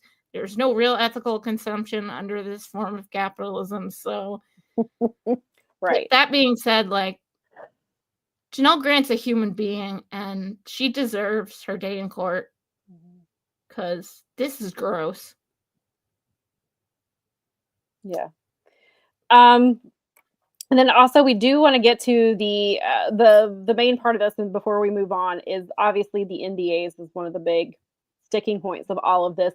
Janelle's team has been trying to prove that the NDA was signed under duress, should not be able to stand up in court for not just Janelle, but anybody else in this company who has signed an NDA related to this company, that none of them should stand. And so in the amended lawsuit, there is a transcript of a voice memo from Vince demanding that she signs an NDA. And there was the message is a bit longer, but I focused on this section here. This is McMahon says in the voice memo, in any event on the agreement stuff, we have to do it. And here's why, because there's a new twist in this fucking thing. Wow, is this ever going to end? So there's an audit committee. It's a public company, and if we don't get this done by the 31st, I'm fucked, because McDevitt is in charge of the legal. Jerry McDevitt was Vince McMahon and WWE's long-time legal counsel, and I think he retired. He finally retired. He noped his way out of this one, is what I said earlier. He took one look at this lawsuit and went, "I'm retiring from the WWE," effective pretty much immediately. Right. He noped right the F out of this one. He sure did. And so the transcript goes on to say he's got to tell the audit committee there's no lawsuits, there's no pending this, there's no that kind of thing, and he won't do it, and he can't do it legally unless I get this thing signed. So we do need to work on this really fucking fast, otherwise I'm double fucked. And so Janelle at this point was also, she feared that Vince would release intimate content publicly and just say whatever he wanted to about it. Like, he could tell the truth, but he could also do what Vince typically does, and he spins things. And so she was, according to the lawsuit, she was ultimately coerced into signing the NDA. It's also stated that in the weeks leading up to signing the NDA, her mental health was deteriorating because she felt like she was never going to be free of Vince McMahon or the WWE. And she signed the NDA under duress, which has been a big sticking point in this, is that if she signed under duress, then it can't, you know. You can't. It doesn't uphold, and that's the first. Right. First one I took, contract law. You can't be coerced into signing. It does not hold up if you are coerced into signing it. Right. I mean, they have a really good case right now for those NDAs to all be voided. I hope that. I really hope they get a real judge and not one of these. It's such a dice roll because there's still judges that do judge work. Right. They conduct jurisprudence, but then there are the political appointees that. Right. And she has a new judge in this case. A year into this case, she's got a brand new judge. I don't know anything about her because she's only been on the case for like 2 weeks. At least she said that you're not going to arbitration as of right now. Right. So, and they're giving which is the right answer. Team to so at this point, I believe, because I read it from Post Wrestling, and then I asked BJ about it, and he agrees this is likely what's going to happen now is the judge will determine whether or not she can move forward with this version of the version of the lawsuit, the amended version, and then it is expected that the defense, which is Vince McMahon's counsel, will again try to go to arbitration, right? And then we go from there. And then if they're granted arbitration, then obviously they're going to kick the can down the road as far as they can. They'll definitely file for arbitration again, right? And then, but if it's not, then perhaps we do it gets us closer to a trial again. Probably we talked about this. We've been talking about this for a year, and we talked about it way back in January 2024. This is going to be a long process because there's a lot of legal things happening. They are going to try, and there are obviously cases getting dropped left and right because of the new administration. However, there are some cases that they seem to be keeping up with, like the Sean Combs case. Harvey Weinstein's case that's supposed to go back in front of a judge. He's trying to get it moved up because his health is really bad. And he hates being in this hellhole, as he said last week, and he's trying to get the case moved faster. So there are similar cases that are still in play.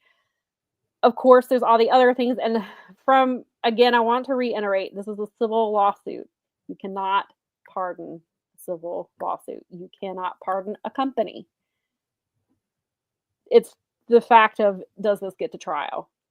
And then, of course, that opens up so there's a whole lot of things. This still is going to be ongoing. We'll be covering this for the foreseeable future. We're in too deep at this point. Right. And then you also, again, the Ring Boys lawsuit is currently stayed due to Maryland is trying to see whether I believe it's the Child Victims Act, if that can hold up in court. There's legalities around that. And so that's why that case is stayed. But the last I heard, they hope to have a resolution by August 31st to know if they can continue with that case. So that's on stay. It's February 2nd, August 31st. Yeah. A decision has to be made by August 31st. Likely will probably take until August 31st. So the lightning fast speed of government. So that's also in the pipeline. No, for Vince McMahon and Linda McMahon, because again, she's named in that lawsuit. WWE once again named in that lawsuit. TKO Holdings happens to be named in that lawsuit. Yep. So that's where those are at. And so of course, Vince's attorney Jessica Rosenberg released a statement to BJ Bethel and a couple other outlets. And said, as expected, the proposed amended complaint is nothing more than the latest publicity stunt and an ongoing smear campaign. It is filled with desperate falsehoods from a team that continues to disregard the law and the truth. To me, that is a very weak statement. It sounds a lot like some other people's statements that you might hear around the power circle. It does. It does. It just feels very... this isn't real news, it's just it's propaganda kind of attitude is I mean, of course they have to put out a statement. I was like, oh, this is your statement. All right, well, she's got new evidence that doesn't look great for you guys. Physical evidence, which is a really big deal. If they could get one more person on record, maps of that office. Like, there's photos of the map of where that office is at. I know. It's messed up. It's messed up. And it's just, again, I genuinely hope that the nature and fate work out thus that she gets her day in court, because this is horrible, and it sucks that she's going to have to continue to go through it because it just moves at the speed it moves. Mm-hmm. Well, and that will kind of lead us into the next portion before we actually get to the Rumble part, because before we get to the Royal Rumble, on Wednesday, it was announced that Paul Triple H Levesque is headlining the 2025 Hall of Fame class. And he didn't know, which I don't buy for a minute. Bullshit. They tried to claim, they have this cutesy little, which I did not watch. They have this cutesy little video of HBK and Undertaker surprising him and Stephanie surprising him at this event. And they supposedly waited till the last minute to tell Stephanie because they didn't want her to ruin the surprise for Paul. So they didn't tell her why they were there. They made something up.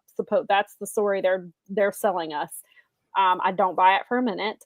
It's nothing more than a publicity stunt. It's a giant publicity stunt. Triple H is already in the Hall of Fame as a member of DX, but now he's going just happens to be going in by himself, not by himself, but as a solo wrestler. He will not be the only one being inducted. So, but no, I know he's going in as Triple H, as Hunter Helmsley, not as DX member. For this man who absolutely hates being on TV, they always find a way to drag him on TV, and now they're going to give him a whole ceremony and induct him. I assume that if Stephanie is not the one to induct him, it will probably be Shawn Michaels. This is the biggest squirrel ever. Yes. So that's a thing. So that just screamed to me, this is 2 days before this lawsuit has to be amended. And it's cognitive dissonance. Actually, no, it's, you know what it is? It's not even that. They're doing it on purpose. They're doing it to counter the message. They've always, and as I say it all the time, they're very much, don't look over here, look over here. And that's what this is. Absolutely. Don't look at this pending amendment lawsuit that's supposed to drop in the next 2 days. Let's cheer Triple H, who Paul Levesque has brought this company back, and Vince is gone, and look at all the good things. We have Netflix now.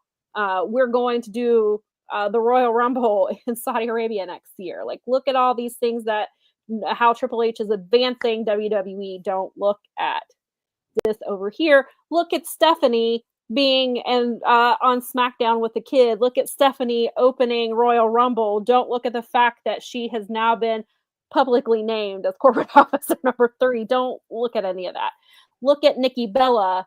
Don't look at what John Laurinaitis is accused of now in this lawsuit. Look at this. And I feel like they use themselves as pawns, basically. Was like, I have to hate being on TV, but I guess if you're so innocent, why do you feel compelled to react in the way that you're reacting? Because I know if I'm innocent, I would be reacting like I was innocent. And I would be doing everything I could to prove my innocence. Right. I would be compiling my own physical evidence and finding my own friends and family members to be like, did I do any of this? You guys were with me. You were with me the whole time. We went to the movies. We went out for drinks. Like, right. We Ubered to that show together. You were with me. Can you guys, like, that's instead they're doing Triple H is the headline. He's going in singles for his. You got actions speak louder than words sometimes, I think, is. Yeah. It's the lawyer's statement is always going to look like that, but this is like a big fat, like, I mean, if you can like pay attention half decent, you can see right through this. Right. Well, and they've been doing, especially because this is their MO. This is what they've always done. They've always done this. They've always done this. I mean, Vince McMahon went to the steroid trial wearing a neck brace to like get sympathy. He had when some of the, I think when it was back when it was announced that the feds were investigating him, they talked about how he was going to have back surgery. Yeah, I remember that. Feel bad for the old man. Right. And then so like they do this is right out of their playbook. They've done this for decades. This is nothing new, but it's just very like once you see it, you can't unsee it, and you realize what is happening and how they're trying to play so many people. And they're playing their sponsors. They want to make the sponsors happy. They want to make Netflix just spend a bunch of money to have them. USA. Yeah, and I don't know if they're getting the viewership. I don't know if they're getting the viewership they were expecting at the moment. It seems like what I'm reading right now is, it's not that it's bad or anything like that. Like the deal is not bad. It's going to be around. It's just not like hitting right. It's just and Raw keeps relying on celebrities. Like they obviously have the big pomp and circumstance. Then there was like a week or two where they didn't, but then like last week they were in Atlanta, so they had like I think 5 or 6 different rappers that they showed on TV. They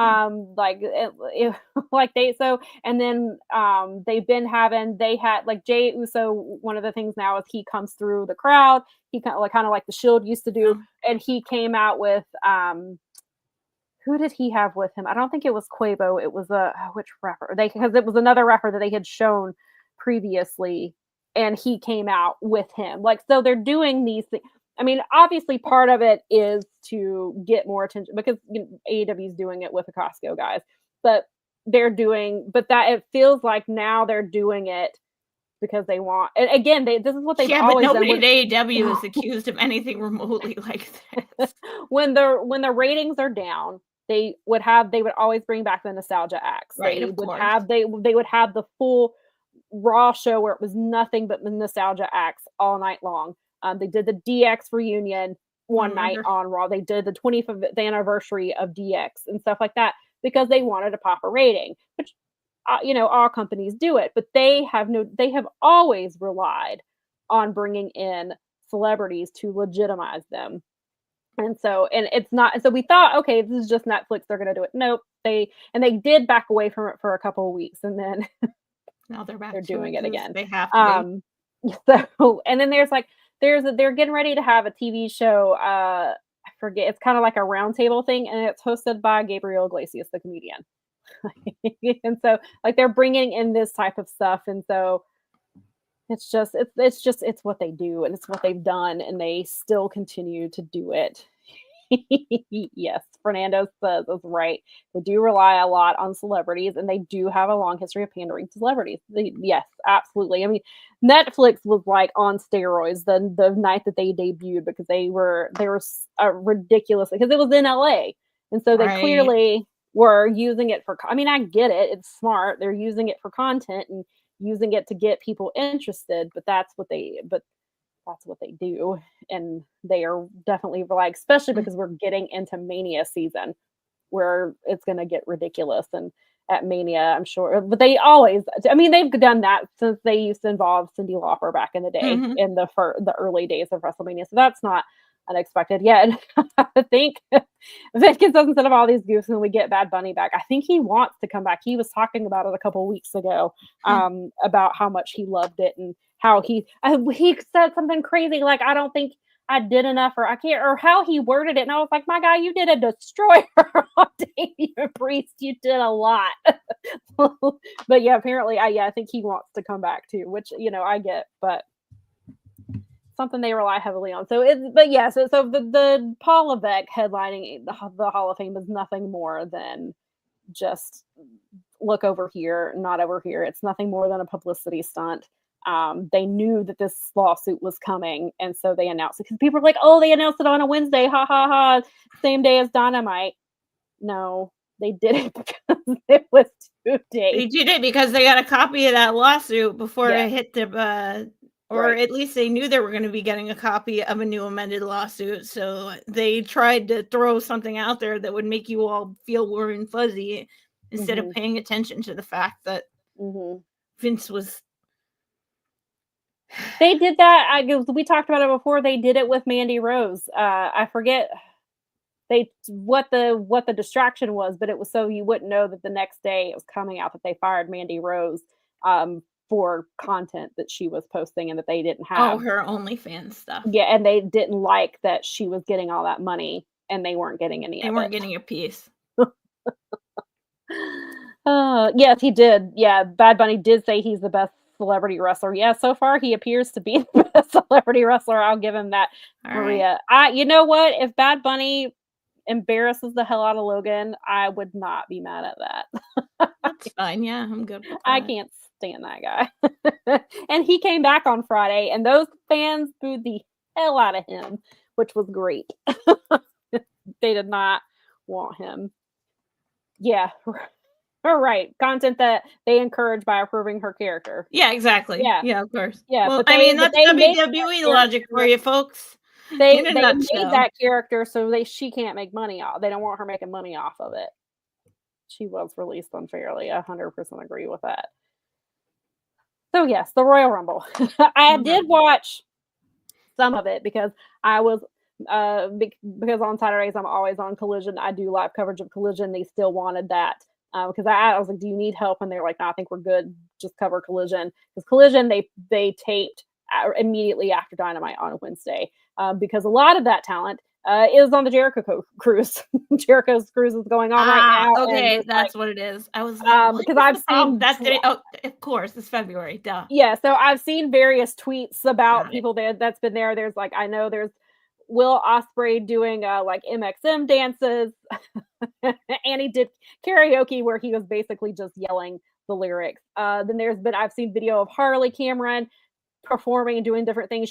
Fozzy brought her in to perform with what was it, Joan Jett? A Joan Jett song, is that what it was? I can't remember. I listened to it, but it was like somebody made a compilation. So there's all kinds of stuff going on. And then I saw a picture of Daniel Garcia. Daniel Garcia defended his title last night. So like we know a lot of these. So that's why they pre-tape, because a lot of these people are on the Jericho cruise. Okay, and I did think, I thought Collision was a good show. I enjoyed it. I did too. I would like to go back and watch the 3-way for the TNT title where I don't have to keep pausing it to write out what they're doing.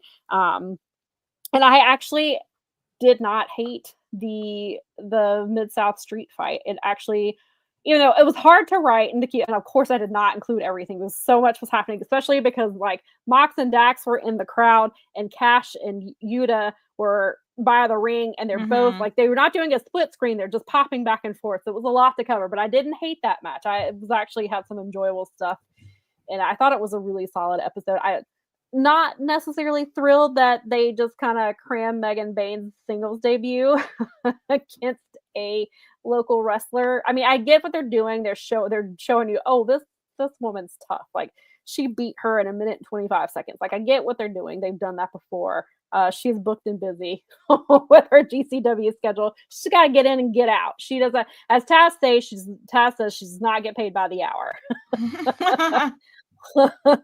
But I thought, and I get what they were doing, I guess, having it go up against Survivor Series. And also, Megan, I think, was wrestling in GCW this weekend. So, like, I get, but I kind of wish they had not done it that way. But it is what it is. But back to, so I watched they open again with the Women's Royal Rumble.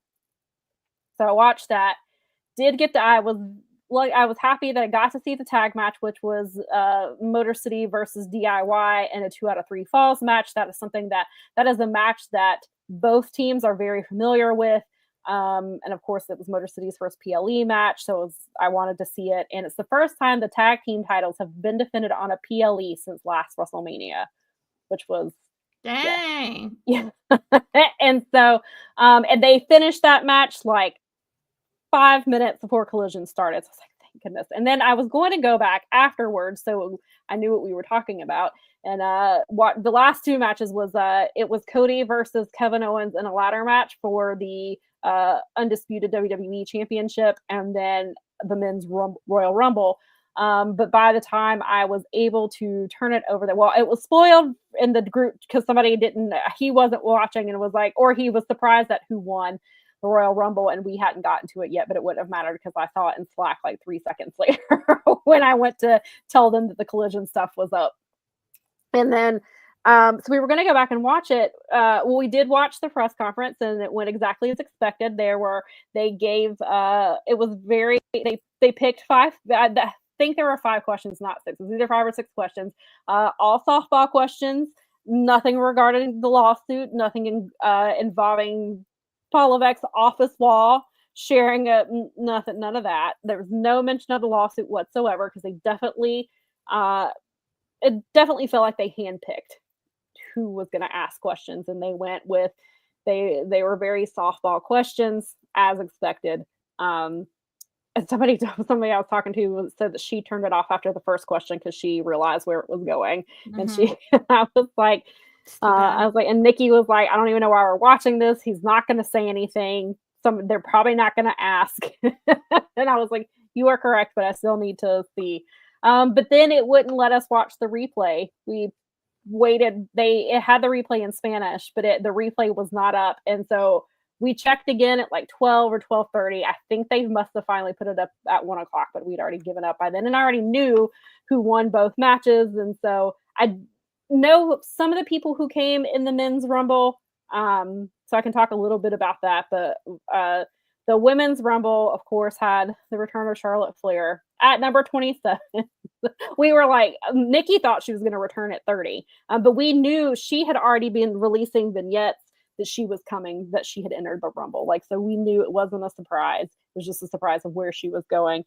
People rightfully assumed that she was going to win, and she did. They did get the return of Alexa Bliss, which there had been contract disputes, and then Michael Cole was like, I thought the internet said she wasn't going to be here. Don't believe the dirt sheets. Shut up. She legit. Oh, I did. I tweeted. I was like, "Shut the fuck up, Michael Cole," because there was a contract dispute with them. And so one of the things that I did find out was that Alexa was a late decision coming in last night. She came in before Charlotte, but later in the match. It says Fightful had not reported on the matter until reporting that she had been at the event on Saturday, despite the snarky comments regarding the accuracy of dirt sheets. They were at PW Insider and Wrestling Observer were accurate in their reporting this week. So yes, there was actually contract dispute. So, and I saw a couple of hours before that she was supposedly backstage. And so, but I wasn't positive until she showed up. Let's see here. At the start of Saturday, other participants had no idea that Alexa Bliss would be in the Royal Rumble, and she wasn't at the Friday rehearsals. In fact, originally another person was slated in that spot. Shotzi was originally planned for the Royal Rumble, making her first main roster appearance since last year's Royal Rumble. Shotzi missed significant time with a knee injury and returned to NXT. However, we're told she was just getting reps and to prepare for a main roster return. Those we spoke with did not hold anything against Alexa Bliss, and we're happy to see her back. However, there were some that felt bad about how it played out for Shotzi. So that was the update there. And I felt like, Alexa, which it was great to see her. She's back and she's Wyatt family Alexa. She has long been rumored to be the 6th member of Wyatt 6. Supposedly that's also some of the reason why they kind of held off some things with Wyatt 6 lately, is they had plans for her, but she was in a contract dispute, and so they basically pulled Wyatt 6 off TV. I've also heard that a member is dealing with an injury. I don't know how accurate that is. But she came out in a jacket. They cut away, and so you could barely see it, but I saw a picture, and it looked like it said Fiend Forever, but then there was a tiny little white R that said Friend Forever, which was a really nice tribute to Bray. She does still have her Lily doll, but it's a new Lily doll. Fiend Forever. Yes, and so Friend Forever is what it really said. Alexa looks great, gets a huge pop. Everybody's happy to see her. Charlotte's the one to eliminate her. And I felt like that was a little bit of a fuck you for holding out on us and holding out to try. Yeah, you're probably right. Very much not from Charlotte, but the WWE used Charlotte to do that to her. Of course. Because she's a company lady. That's how they've done things. Well, she's a company lady, so of course she'd have no problem doing that. So. Right. And like Venkin says, the boos when they eliminated her, yeah, it was loud. When good. Like I don't think anybody expected Alexa to win, but to get good eliminated as early as she did, they were not thrilled. Which again, like you said, good. Well, the fans should be expressing it just like any other sport, any other wear, or sports entertainment or whatever. Mm-hmm. Is again, even Becky, we talk about Becky all the time, is that their plans weren't for Becky. Becky Becky'd her way into that. She manned her way into that. Good. And they were not going to let her do it. Or even Bryan Danielson back in the day when he got over. He's too little and he's too this and he's too that. And it's like, sorry, the people want it. Obviously, Kofi Mania was not supposed to happen. Yes, and I was there for that. And God, I wish they had done it. But it's WWE. It's like you knew that night, even as good as that match was, and Danielson was so like perfect for it, and it was such a great moment. But it's like walking away from there, or fighting your way out of it, as we were, is that they're probably not going to do anything with his run, and well, and then you also now we know it was already bad enough the way Kofi's reign ended, and now we know the background to why it ended the way that it did, and it goes back to the lawsuit we were just talking about. That's when Brock signed, and he came in and he ended Kofi Kingston's reign. He had just re-signed with the company after being offered Janel Grant, and so just gross, very gross. But so anyway, going back to the Women's Rumble, we did see there weren't really, it tends to not have a lot of surprises anymore. Obviously, Nikki Bella, Maria talked about it earlier. Trish Stratus did come out. She looked great. Apparently, Trish has been, I saw something today. Apparently, she's been pitching creative ideas. So it sounds like she's going to hang around for a little bit, which she typically does. She usually comes in for a little bit, does some stuff with some of the women for a few months, and then she leaves again, and then she'll show up in Canada for an appearance or something.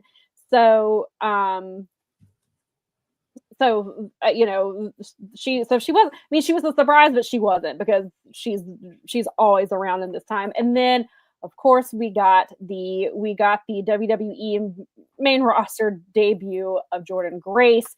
She got an enormous pop. People were so excited for her because she kept the sirens, and so we all knew who it was. We also got Julia.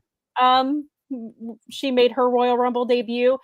She's the current NXT Women's Champion. Oh, good, okay. We got Stephanie Vacker. She got Stephanie got, I think Julia got a pretty decent response. Stephanie got a really big reaction when she came in.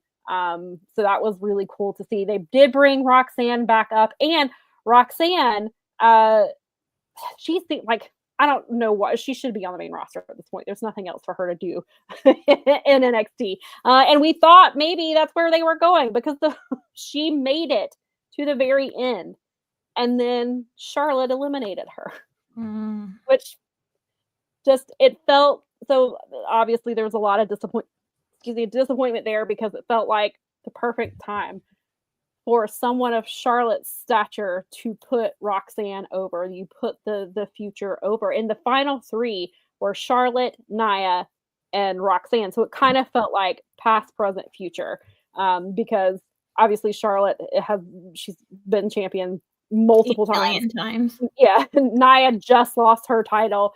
Roxy has been an NXT champion. They should be putting her over, but then again, it's not really been Charlotte's. It has been said. It's not really Charlotte's MO to put people over. That's not her thing. I have to admit, Vink, and I was like, is Sam being serious right now? And then I was like, no, she's not. I know she's not. Should she? Of course she should be. That's the perfect one of those moments is the perfect opportunity for you to put over a young new talent. Lord Vinkin, don't say that. You're gonna make Charlotte Flair come in here and yell at us. I mean, we'd get noticed, I guess. That's true. Fair enough. Yeah, dropped on our opportunity for Roxanne. And they do have an update. I haven't had a chance to read it. So the update this came at the same time as the Alexa one. So it says the top star is going to the main roster sooner rather than later. 23-year-old phenom Roxanne Perez is on WWE's radar for a call-up after accomplishing nearly everything possible during her nearly 3 years under the WWE contract, which is what I just said. They were listening to her or something, I guess. Sean Ross Sapp was told in early January to expect a call-up for Perez sooner rather than later with no specific date or time frame set. After her Royal Rumble performance, she was all but confirmed for it. Perez is a two-time NXT champion, former NXT Women's Tag Team champion, and emerged the winner in some major NXT matches. And she's also a former ROH Women's World Champion. So right before Tony Khan bought ROH, and they were doing they were reviving the women's title. Basically, Roxanne was their champion. She's the one who won that tournament. It says that she's been ready for the main roster from a performance perspective for a long time. Although Shotzi has been in NXT, she's on a main roster deal and is expected to head back soon. So it sounds like Shotzi will also be making her way back. But yeah, Roxanne, I believe I should have written this down. I believe it was Roxanne who spent the longest time in the match last night. I believe she broke a record for the woman who has been, I may actually have it here. Let me see if I can find it, which is pretty impressive. So it sounds like even though she did not technically get over with Charlotte putting her over, she did look great as far as spending, the amount of time that she spent in the ring. Yeah, she spent 1 hour and 7 minutes and 47 seconds in the match. Over an hour, comes down to the final two just to get eliminated by Charlotte Flair, which sounds completely on brand. Sure, why not? So, and it appears that, obviously, Charlotte has her choice of champions. It's either going to be Rhea Ripley, which we've already done. We did this at WrestleMania 39, I think.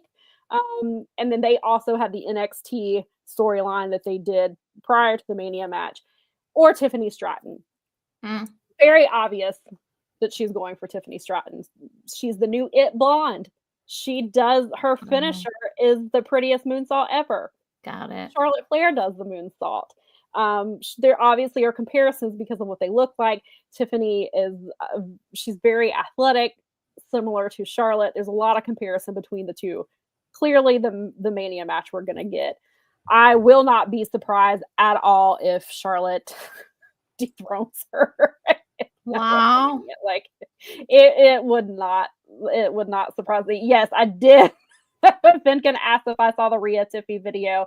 Yes. It was afterwards. I think it was Kathy? I think it was Kathy Kelly talked to Rhea and Tiffany. They were both watching the Rumble to see obviously who would win. And Rhea was just like, I've already done this. I wrestled her at WrestleMania 39. I already beat her. She has a bum leg now. It's all Tiffany. And she could not care less that Charlotte won this. She's just and Tiffany was Tiffany, I don't think wanted to be put on the spot in the way that she was by Rhea. It was I said it on SmackDown that whoever wins, I'll be ready for. It's Tiffy time. This is my time. And I'm ready for whoever it is. But then she was and then they were well, what if Charlotte picks you? And Rhea's I've beat her before, I'll beat her again. And then she just gets up and says, she basically said, good luck, Tiffany. And she got up and walked off. Nice. And he just kind of looked why did she put me on the spot like this? It was, I enjoyed it. I thought it was funny, but she should, yes. where was the comment? I think it got that. Yes, Charlotte should put Tiffany over. Will she put Tiffany over is the question. I don't think I agree. Tiffany's run should not end at WrestleMania, especially with the way they built it up for her to cash in that title. Is one of the best ways they've had anybody cash in the title in years. It was really, really well done. I hope they let her have a decent run at it and not have it end at WrestleMania. And then would make her a bigger star if she beat Charlotte. Yeah, absolutely, 100%, and it would solidify her as. And now you have your new face person that you need, right. And Charlotte's not going to live forever, right? She's not getting any younger. She's doing the queen character that she's been doing for years, and she said last night in the press conference that she came back because she didn't want to go out with she's been gone since 2023 because of that injury. She missed all of 2024, and so I get it, not wanting to go out like that. But of course Charlotte's Charlotte, and whether she's in character or not, she's coming for everything. She wants to be the champion. Like, that's why she's here, is she wants to, surpass what her dad did in as much as she can. So there's that. And then, so my theory, if it was not Charlotte, was that it was going to be Bianca, because the rumor has been, it's not set in stone, but one of the rumors is that they're going to do Bianca Rhea again at WrestleMania. And Bianca, when she won the Rumble before, it was in front of no fans because it was the pandemic. And so they wanted to kind of make that up to her. So that was, if Charlotte wasn't going to win, then Bianca was my pick to win. But I'm not surprised that it, especially because she's, well, and they could play into it because, yes, Bianca is currently tag team champions with Naomi. Jade has been injured, but they could do that, could kind of set up a sword, because some people have thought that Bianca and Naomi are going to split and Naomi's going to turn heel. That's obviously just a theory. So that would be a way to set it up, was, hey, you're focused on the women's title and not this. Like, so they could have played in, so it could have worked if that was one of the options they were going with. But like somebody said earlier, Charlotte was the odds-on favorite to win as soon as she was announced. It was not a surprise in any capacity that she won. I did see a tweet that was, yeah, I think you're right that she is 4-0 at Mania. And I don't think that's a good, I guess Rhea's probably not going to drop that title anytime soon because she's been chasing it for a while. And then, whoops, I moved that. That Tiffany should at least hold the title till SummerSlam. Yeah, I would love that. Yeah, that'd be great. This was a really funny moment. Naomi and Jordan, who were tag team champions in TNA, and they worked together a lot. They hugged and they were really good friends. And Bianca got mad and like pulled Jordan away from her, like, that's my best friend, not yours. It was a really fun little thing, and I was like, it could play into something in the future. Fernando says Jordan Grace should have been booked to win the Rumble and win the championship and achieve the best debut in WWE history. I would have not be mad at that at all. There's a lot of people I saw that agree with you. Because of Mike still doing that show that he does, that Brace for Impact show, I get a lot aggregated because I follow that silly guy, and I tend to see a little bit of TNA info here and there. I hear Joe Hendry's still over.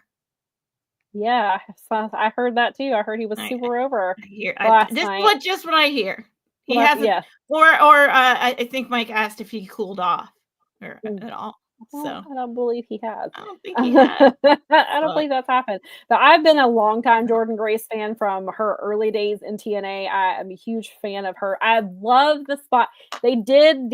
So there was a spot with her and Piper Niven where she picked Piper up on her shoulders, then dumped her over. Cool. She did the Brian Cage spot from All In. If you watch the original All In, before AEW was a thing, and there was a 0-hour match. It was the over budget battle royal. They had all kinds. I remember the over budget battle royal. I forgot about that. Yes. And so there is a spot where Jordan Grace picks up Brian Cage, lifts him up, and yeets him. And so they did that spot last night with Piper. I was talking to I was like she already did that with Brian Cage. It was more impressive. Not that but I love Piper and I thought that was really cool. But I was like, I've seen this before. I was like, she's fun. done. Is that on the year one stuff that they're putting on?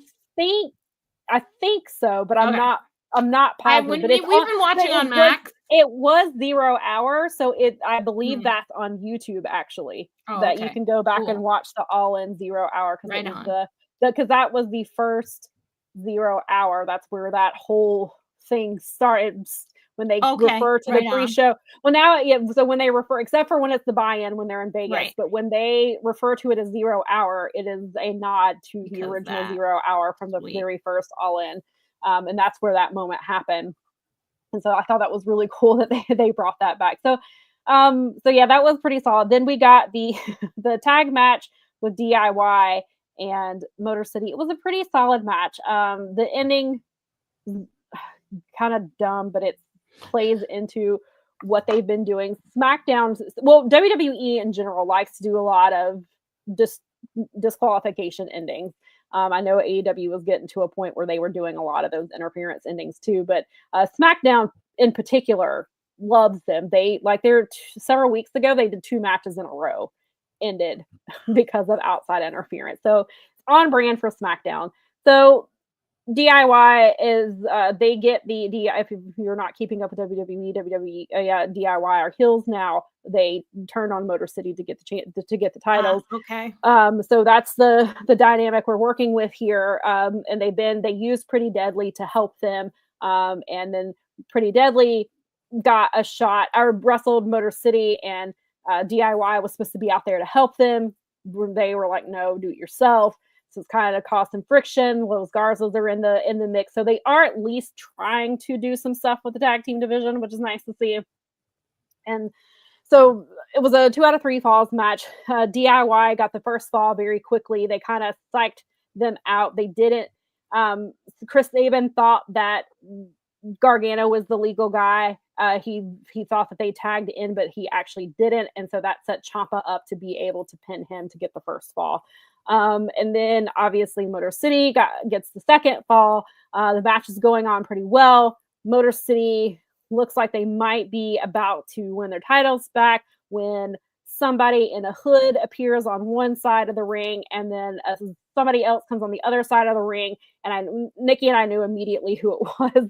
And they had one person had a crutch, and they hit Alex Shelley in the back with them. Helps DIY secure the win, and we see it's the Street Profits. And the Street Profits were back when Motor City first came.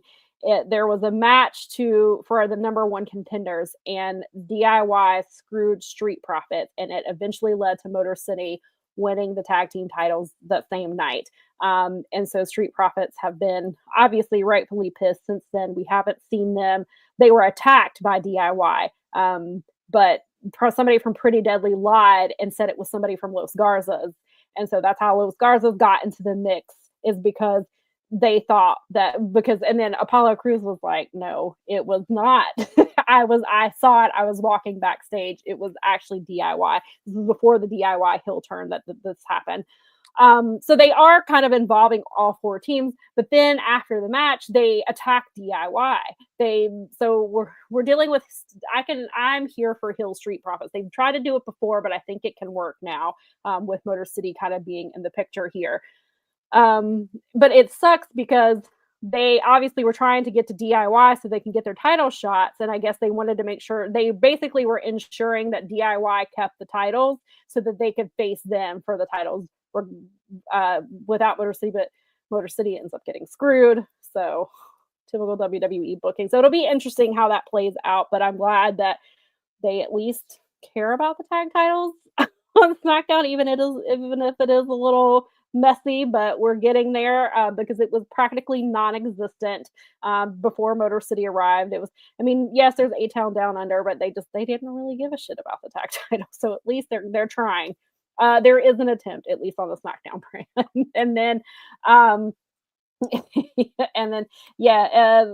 Maria says the Prophet's interference was not necessary. I get what they were doing, but you could have saved that for like SmackDown or something. Just let DIY win clean, but I know they're the chicken shit heels, so that's not what we're doing. And it's funny because somebody pointed out that Johnny Gargano is the annoying guy while Ciampa just wants to murder everybody. So the Sicilian Psycho has returned. And so I'm just really happy it's still surreal to me that Motor City is even in WWE, and to see them get a pay-per-view match against my other favorite tag team, or one of my other favorite tag teams, is just something I like DIY a lot. So I mean, I'm still not used to like, and this is like this was a dream match, and they kept putting it over as a dream match, but this is the third time the match has happened since I've been back. But that's them though. Yeah, that's how they always run it. Yeah, good for them. I don't know that Motor City will get a Mania match this year. Maybe further down the road, but at least they got the Royal Rumbles is still a pretty big pay-per-view. And again, that was the first time the titles have been defended since last WrestleMania. And so, they trusted Motor City with that spot and DIY with that. So we'll see what comes of that. And then that's as far as I got. I do know who won between Cody and Kevin. It's not a surprise. Cody Rhodes retained because I was like, this man's going into WrestleMania. Mm-hmm. I would have put the title on Kevin Owens because of the story they're telling. Kevin Owens should be the champion, but I was like, Cody's going in. Oh, I did want to go back to, I started to say it and I forgot. It's very interesting, the Nepo baby comments that come about Charlotte Flair winning. And I saw a tweet today that said that misogyny is an interesting thing because people keep talking about Charlotte being a Nepo baby and winning the Royal Rumble, which you can make arguments why she shouldn't. But then last year, a Nepo baby named Cody Rhodes won the title. Won the Royal Rumble. Nobody called him a Nepo baby. That doesn't count though, because that's Roman different. Reigns is a Nepo baby. Nobody talks about that. But when the woman runs it, she's a Nepo baby, but not Cody and Roman Reigns. They're not Nepo babies, apparently. Well, tracks. So, sadly, that tracks. Yeah, it is correct. So, I just thought that was an interesting. I was like, yeah, that's a very good point. But yeah, so Cody, I heard the match was crazy. It was a ladder match. I have seen a clip of a spot where Kevin goes face first into a ladder, and his head is stuck. Like they kind of like in between the ladder, like because the ladder was set up and he goes through it, and it was insane from the clip that I've seen. So I do want to go back. Pitkin says it's KO. Okay, I don't know. I haven't heard. He might still be on that ladder for all I know. They might just taken him in the ladder. I did see a picture of his face all bloodied, clearly from that spot. So, and I have not. So. We talked about it before that Kevin Owens was playing up the storyline about how he had to re-sign the contract. Everybody's overlooking him. And we were all kind of under the belief that Kevin has re-signed and this is just a storyline. But somebody last night said they don't know that he actually re-signed, that his contract was up in December. And they wondered if that was a send-off match. I haven't watched the match. I don't know if that's true. I assume that he re-signed. Several months, like when they started the story, I assumed that he had already re-signed, and I think that he probably has. However, if that was a send-off match, that would have been quite the send-off from what I've heard. So we shall see if we get a return of Mount Rushmore or not. I expect or not, but we'll see. And then with the men's rumble, again, I have not got to watch that yet because the replay wasn't up. I did hear that Joe Hendry has not cooled off. Okay, good. Good to know. From what I hear, I know Kofi was not in. So I'm not surprised that Kofi wasn't in it because of the New Day story that they're telling, but that I also heard they gave Logan Paul Kofi's move because Kofi did the famous move where he jumped from the ring to the commentary table. They gave it to Logan Paul. And I saw a clip of it. This was before I even knew that Kofi wasn't even in the match. I saw that he was not in it, and Kofi tweeted about it last night. So yes, they gave Logan Paul, they gave him the famous Kofi spot. Because apparently he can do 4 moves when one of them is Well, I'm about to spoil the result of the men's Rumble because of a comment that was made to me by a friend who went to an If indie you somehow show. have not, if you don't know who won, I'm about to do it. Hang on here. Let me just throw this up here. I know Brad's not here, but in honor of our good friend Brad, I'm just going to make sure you know. That's our first appearance of the year. Oh yeah, you're right. There it is, 2025 on 150th episode. So if you don't know the result, but this was the comment that was made to me is I thought that I might give the Royal Rumble whirl. Then I heard Jey Uso won and was like, nah, LOL. Oh no. Yeah, I've seen mixed reactions. Now, did Penta debut during this? Not debut. No, he debuted. Okay, he's been on for a couple of days. No, they're doing. Apparently, there was something with him and Rey Mysterio. There was kind of like a stare down, which was interesting because I think it's because they keep saying Penta is the best lucha wrestler since Rey Mysterio. Is kind of what they've been doing. That's their pitch, huh? Okay. Yeah, that's what they've been pitching, and or that's been their little thing they've been saying. Their little tagline for him. So I don't know. I just saw some people talking about somebody in another Slack. They were talking about it and how it was a cool moment. And somebody was like, "This could have had Phoenix in it too." Damn you, Tony Khan. All right, listen, it is what it is. Right. So, as if Vince wouldn't be sitting on that contract. I'm sorry, as if Triple H wouldn't be sitting on that contract the same way Tony is.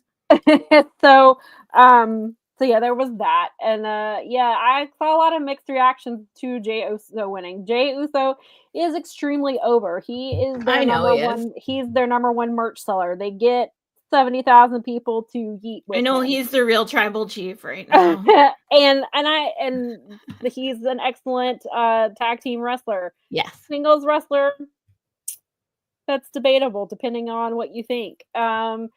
And people were talking about how he had an awful WrestleMania match last year with his brother, and we can't believe we're going to give him another WrestleMania spot. But then I have heard theories that he's not actually even going to go to WrestleMania, that something's going to happen and they're going to do something else, and which would be stupid. I hope that they're not. First of all, that would be terrible for Jey. Like, you're going to screw him. That's terrible business to do that to him, especially when he is your number one merch seller. He is extremely over. Yeet is probably the most popular catchphrase in wrestling right now and has been for a couple of years.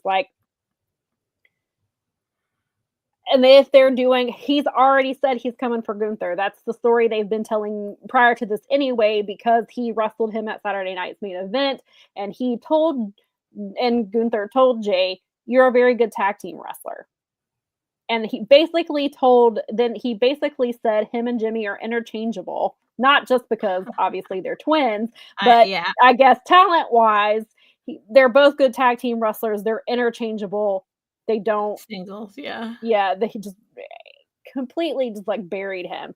And apparently that appears to be the route we're going to with WrestleMania. Is we're going to do Jey Uso versus Gunther for the title, which we just did on Saturday night's main event 2 weeks ago. They just did that very match. So apparently that's the rematch.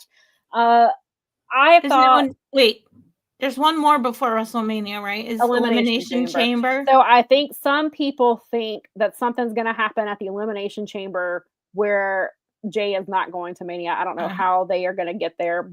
I haven't seen theories of how they get there, but apparently I've seen some people say that. I remember because they swerved me a couple of years ago where I thought it was like Rumble Mania, and I was like, oh no, there's another one in here, you jerks. Gotcha.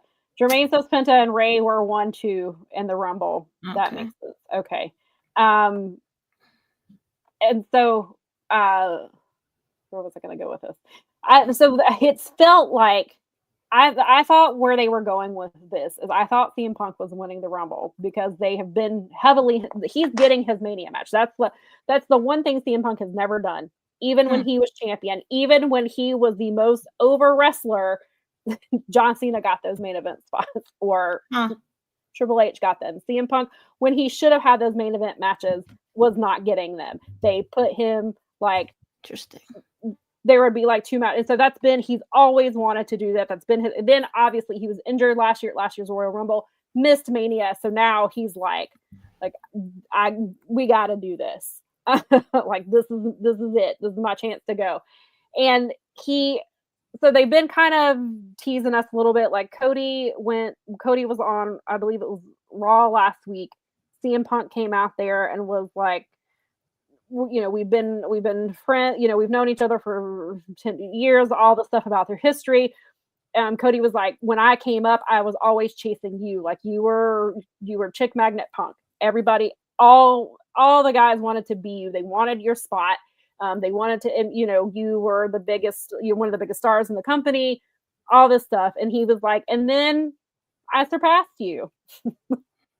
Basically is the story we're telling. And they kind of went back and forth. It was a pretty decent promo from the two of them. Punk's going on and on about, you know, how he wants to win. He's going to be the one to beat Cody, blah, blah, blah.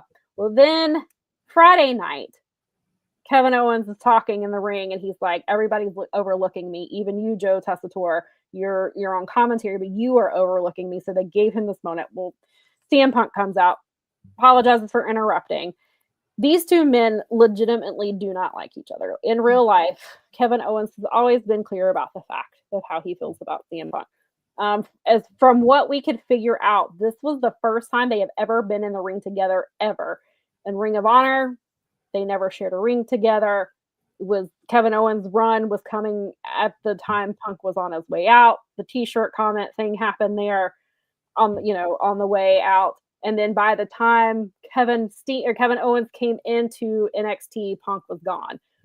They had a backstage moment right after Punk came back. But this is, as far as we can tell, this is literally the first time they've ever even been in the same ring together. Mm-hmm.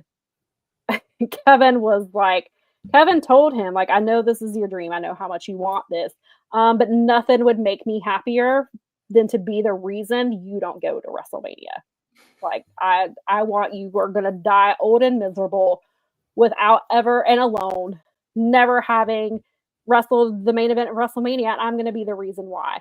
It was even more effective because when Kevin Owens does not like somebody legitimately, it's very obvious. He did it to JD McDonough a couple of years ago. Like, you can hear it in his voice and you could hear it in this moment. Like, he was in CM Punk's face. Like, it worked really well because you could feel it was the authenticity between them. And it was nice to have CM Punk kind of have a verbal sparring partner. Kevin Owens is clearly one of the best on the microphone. CM Punk is generally pretty good in WWE. He's gotten very generic, and he was doing that some in AEW as well. But he also would obliterate like MJF on the microphone. Mm-hmm. But his two focuses have been Seth Rollins and Drew McIntyre, and those promos were very repetitive for all three of them. It was enough. Like, please stop talking. And so it was nice to at least get somebody that can go toe to toe with CM Punk, but also someone who could go toe to toe with Kevin. But Kevin, I think, handled it really well. And so I thought maybe because another writer made a good point, CM Punk is not going to win the Elimination Chamber because he just did the Hell in a Cell match, and he does not want to do cage matches. He didn't even want to do that one. So she was like, I don't think they're going to put him in the Elimination Chamber match because he clearly doesn't like those matches. And then they went with Jey Uso. But I think they are going to do CM Punk versus Roman at WrestleMania because when Roman needed a fifth person for the Bloodline Survivor Series match, Paul Heyman recruited CM Punk. He's like, I know you don't like each other. I trust him. I'll vouch for him. They barely coexisted, but they did. But Paul Heyman owes CM Punk something. And I said back then, I was like, oh, it's a WrestleMania match against Roman Reigns. I think that's how we're going to get here, is he's going to call in that favor because CM Punk eliminated Roman Reigns last night. And Roman, I saw a clip of it. Roman looked at him and said, we just partnered a month ago. And then Seth Rollins curb stomps Roman Reigns on the outside before CM Punk. Nice. So there's a theory that they're going to do a three-way match. I want CM Punk and Seth Rollins away from each other. I'm so over the two of them in a feud. If I never see that feud for the rest of my life, I will be good. But I feel like that's where we're going here. I think these are this is likely our Mania matches. So yeah, it's been some interesting reactions to Jey Uso winning that match. But if that match gets taken away from him, I can't imagine the response from the fans either. So is Jey Uso versus Gunther a WrestleMania match? That's might be debatable. But it seems I'm not like jumping out of my chair for it, but again, it's not the product I'm watching, so right. Yeah, it's not really fair for me to weigh in on that one. Yeah. So yes, I will go to some of these comments really quick. So we've got some, and I'm glad there's Jermaine does say that the way that match ended almost gave you like it was a send-off match for Kevin Owens. So that would be interesting. And I guess maybe that's why that person thought, okay, maybe that's where we're going here. Vinkin says the way the match ended, I thought Sammy was supposed to interfere and Kevin actually got injured. Yeah. I haven't seen exactly. I know Sammy got involved, but I didn't watch the details. So I want to try to watch the match. I guess I should have probably watched, at least knew what was happening, but I know Sammy got involved, which we figured that's probably what was going to happen. Punk always got the short end of the stick when it comes to being in the main event. Oh, absolutely. Yeah, he definitely did when he was, especially when he was really hot back in 2010, 2011.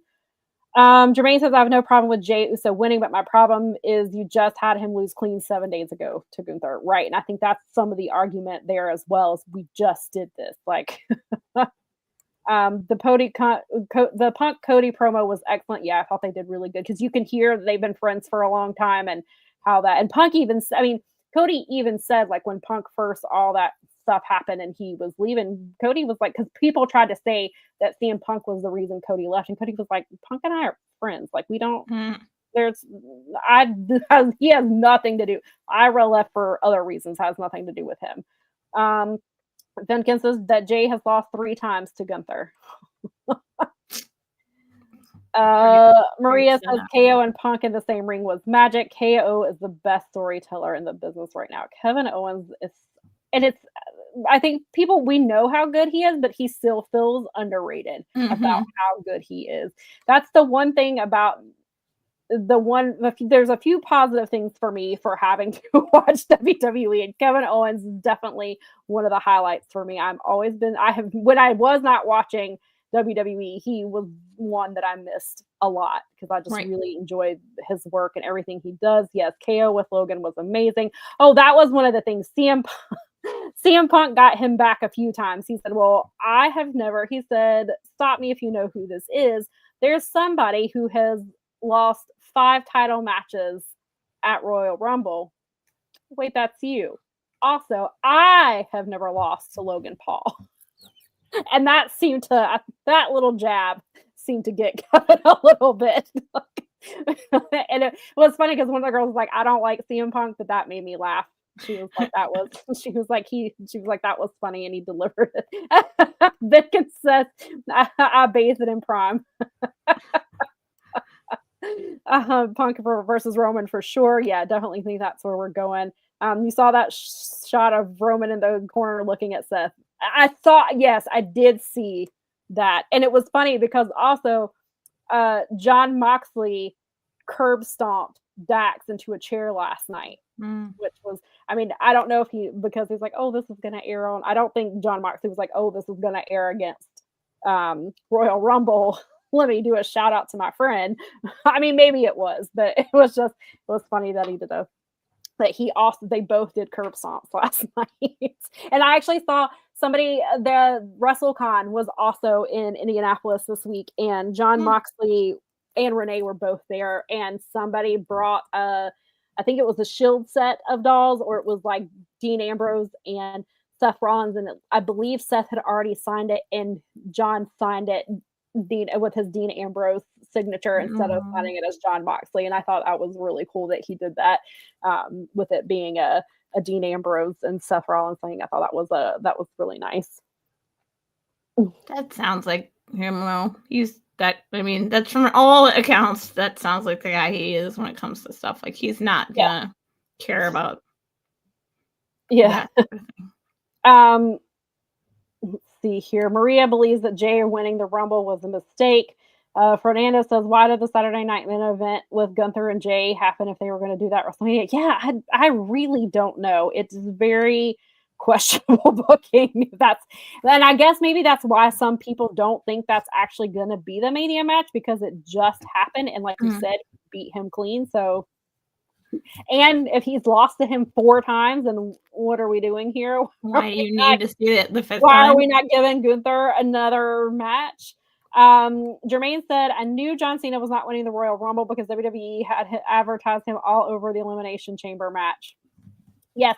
And last night, John Cena said in his press conference that he was going to the Elimination Chamber. He was like, I am here to win.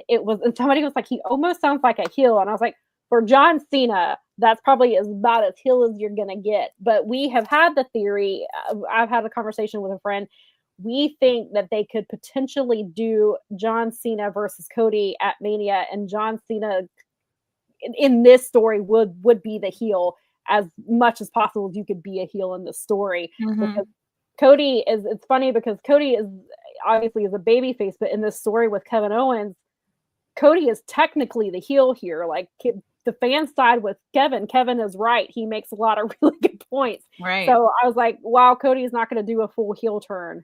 I feel like they may get both of them may kind of be as heel as they're going to get. Because I don't think you're going to turn John Cena in his final year. Like you would not let him turn heel.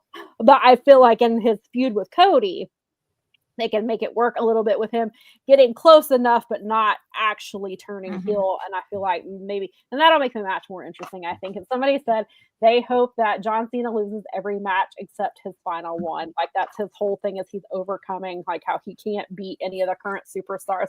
And then he finally does it in his very last match.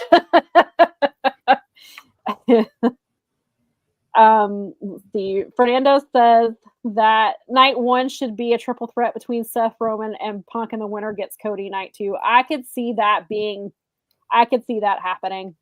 I feel like Punk is gonna call in the favor for Heyman to at least get the match, but I could see them doing a triple. He can be like, I can't get you a title match, but I can get you this and then help you win and get your Mania match. I could see that being where they go. And he owes him that because last year we talked about it. Paul Heyman begged CM Punk to take him. He said, "Take me with you," because Roman was coming. The bloodline was coming for him. And so Punk did. He got that favor back, which I feel like will be the WrestleMania match against Roman. Maria says she'd like to see the return of the Doctor of Thugonomics. I feel like he's got to make an appearance somewhere in his last year. I feel like you kind of have to. He did it at WrestleMania 35 when we were there. So yeah, the match with Bray Wyatt. Is that the one? Yeah, I think so. It's hard to remember, but I just remember that he did do Thugonomics that day, and we were all like, "Oh my gosh, this is hilarious!" That match. I really enjoyed that match. I thought it was really funny. It was actually like one of those weird gems on that card. It worked because Bray, obviously, only certain people could actually do things with Bray, but then also John Cena had enough.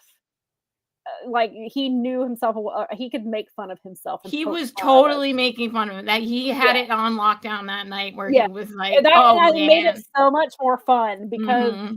You knew he didn't care, and he was trying to entertain the fans because there were no fans and they were trying their best to do something different. Well, and I felt like at the time, especially because there was change in the air, it was like he knew that there was change in the air. So he was bringing back something that really, reminded it was they remember they loved to chop the member berries, and it was that was a super member. But it worked. That time it worked though. Right. So Cody is a good guy. That's all I've ever heard. But as we know, men would rather fight each other than go to therapy. As we have said. Looking at you, one particular man on this roster. There is, jeez. Vinkin says Cody is a good guy. Me getting flashbacks to the AJ Styles match ending with the steel Right. Yes. I heard. I didn't see it, but I knew there was rumors that AJ was probably coming back last night because he got injured in like a really weird way. And we didn't really know. At first, people didn't know if the injury was legitimate or not. It ended up being legit. And the reason I found out he did return in the Rumble last night is because I saw a shirt for sale today. And they were like, funny. AJ returned, buy his new shirt. And so that's how I found out. You're like, I found out because advertising. Right. I wanted to. I was like, by the time can I get just my timeline, please? I did see that Carmelo was the first person who was eliminated last night, which sucks because Carmelo Hayes is very good, but he's basically turned into I hate the term jobber, but that's pretty much what they have done to him. They put him in these really, I mean, he did have a 5-match series with Andrade. It was really good. He did get a couple wins out of it, but Andrade ended up winning the overall series. But he goes out there and has these banger matches and then loses. So Carmelo does deserve better booking, 100%. And yes, I miss Bray Wyatt very much too. And so I was happy to see Alexa get to pay tribute to him. So unless there is anybody else, any other comments about Royal Rumble, again, I didn't watch it, so I don't have as much to go on with the Rumble. Oh, Jermaine, here we go. So that would be 3 WrestleManias in a row that women do not main event a match after winning the Royal Rumble. Come on, WWE, what are we doing here? Giving the match to Roman Reigns, of course. And I say that as someone who's a fan of Roman Reigns. But I know what they're doing. I know it's to give CM Punk his WrestleMania match. Mm-hmm. They're doing, especially they got to do it this year because this man gets injured frequently. He's been more injury prone the last few years. He's always been injury prone. Yeah, but even more so between the last part of AEW coming into WWE. As Nigel McGuinness like to call him, Fragile Phil. So. Yeah, so I think this is their year. Like if he doesn't main event Mania this year, then that's it. And if he gets injured before Mania or doesn't main event it, and that's another reason I don't think he's going to be in the chamber match. I don't think he's going to risk getting hurt again. Yeah, I don't think so. I mean, he got hurt in the Royal Rumble last year. Like it was just a Royal Rumble match. Oh, I do want to say before we move on, there was apparently some legit stuff that happened with Drew McIntyre. There was a report happened last night. Drew McIntyre was very upset about his elimination because he was not eliminated the way he was supposed to be, or he was eliminated too soon or something. And he was apparently screaming and cussing in the back and left the venue. He was so pissed. And it has been confirmed that is an accurate statement. He was screaming about how somebody had to get in their 4 moves. People believe that comment is about Logan Paul. Damian Priest was the one to actually eliminate him. However, there is a clip of LA Knight and Logan Paul, and they're getting in their stuff a little close to Drew and Damian. I don't think Drew was supposed to go out then, and I don't know that Damian was supposed to be the one to eliminate him. And apparently he's also upset about whatever WrestleMania plans are for him, or if I assume he's gonna be in Mania, but apparently he's upset about that so he was already pissed off about some booking things. Then that happened and it wasn't supposed to, and he just peaced out and left. Interesting. Now, didn't he just re-sign with them? Last spring, last May, I think. Okay, so I want to say. God, time goes by. So, yeah. Interesting. So we'll definitely see how that goes. Then, yes, I did mean to go back to your comment earlier about that. Any thoughts on entrance music? There is a lot of indistinguishable music, and it makes people, because they can't hear it or they don't recognize it, they don't have the reactions for people that they should have reactions for. And I felt like of course Jordan, because Jordan had the sirens. Okay, we know this is Jordan. Then I think Zoe Stark was the next. I think it was Zoe Stark or somebody else was like the next entrant. And I mean, part of it could be because it's Zoe Stark, but also I think people couldn't hear the music. And Candice LeRae barely got a reaction because her music starts off very softly and it's weird. And I heard her music on SmackDown and didn't realize it was her music. And that keeps happening a lot. And a lot of people, that's one of their complaints about Def Rebel is the music is not distinguishable enough. It doesn't do anything to help elevate characters or anything like that. And because I even saw somebody last night, they were like, please bring back Jim Johnson or and let him have music. Because like Nikki Bella came out to her old music. Trish came out, like you hear Trish laugh and you know, okay, this is Trish Stratus. Like you hear these things and you know, like John Cena, clearly, you know his music when you hear it. But a lot of these newer girls, though, even the men, but they don't have very distinguishable, and it hurts them because it feels like it takes them a while to react because they have to wait till it flashes on the screen or the camera cuts to them and then they can react. And by then they're halfway down running, they're halfway down the ramp by then, which sucks. Maxine and Ivy have almost the same thing. It is really similar. And USBA guy says, thank heaven for New Japan. Our entrance music is definitely one of the best in the industry. Agreed. Agreed. I would have to agree with that. Yeah, there's no everybody. You hear their music, you pop. Know. Or you groan. Or you go, oh God, no, not the House of Torture. Right. Exactly.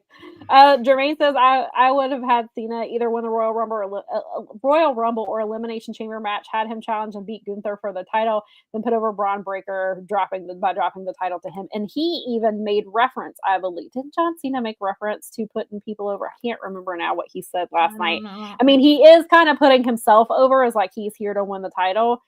I can't tell. I don't know if I personally. Oh, no, I know what he said. He said he wants to win his 17th title so that he can shake the hand of the person who wins it after him, is basically what he said. And they should probably, because Ric Flair is the person who holds the most titles. So they probably should let John Cena win that title and break that record. Yes, Vinkin's got it. I need to get 17 so I can shake the hand of 18. Right. So, yes, putting over younger talent, Charlotte Flair. What? Something was in my throat. Okay, so we will. If anybody has any, again, the comments are delayed a little bit. So if anybody has anything else they want to add about the Rumble, we'll try to get to it. But we've kept you here for a very long time. But we do have one more topic to get to, and that is the Death Riders. I almost said the dreaded Death Riders. For some people, dreaded. I don't dislike them as much as some people. I do get frustrated sometimes with what they're doing and things like that. Last night was nice. It was a nice reminder kind of what they are doing. But if you have, I don't know if you've seen it, there was a close-up with Renee Paquette. They did air a little clip of it during Dynamite, but it's a 20-minute interview with members of Death Riders in a basement. They go into now I get it. Was Wheeler Yuta just like randomly training in the background like some weird ninja movie? Back there. Marina's back there too. And it was funny because I saw a comment before I watched it and they were like, John and Renee just keep packing their basement in their sauna. Like, what are they talking about? Then I saw the clip and then I watched the whole thing. Renee interviews Pac in a sauna, and we were joking about how because somebody made the joke before he had joined Death Riders and Death Triangle was no longer going to be a thing anymore. Somebody was like, Pac's going to dry up and die. And so we were like, oh, they keep him in the sauna to keep him wet. That's why he's in there. Thank you, Maria. She's never too much time listening to you ladies. Appreciate that. Nice. Thank you. Yes, we will talk. We can talk about that too, about Collision, about the Harley and Mercedes segment.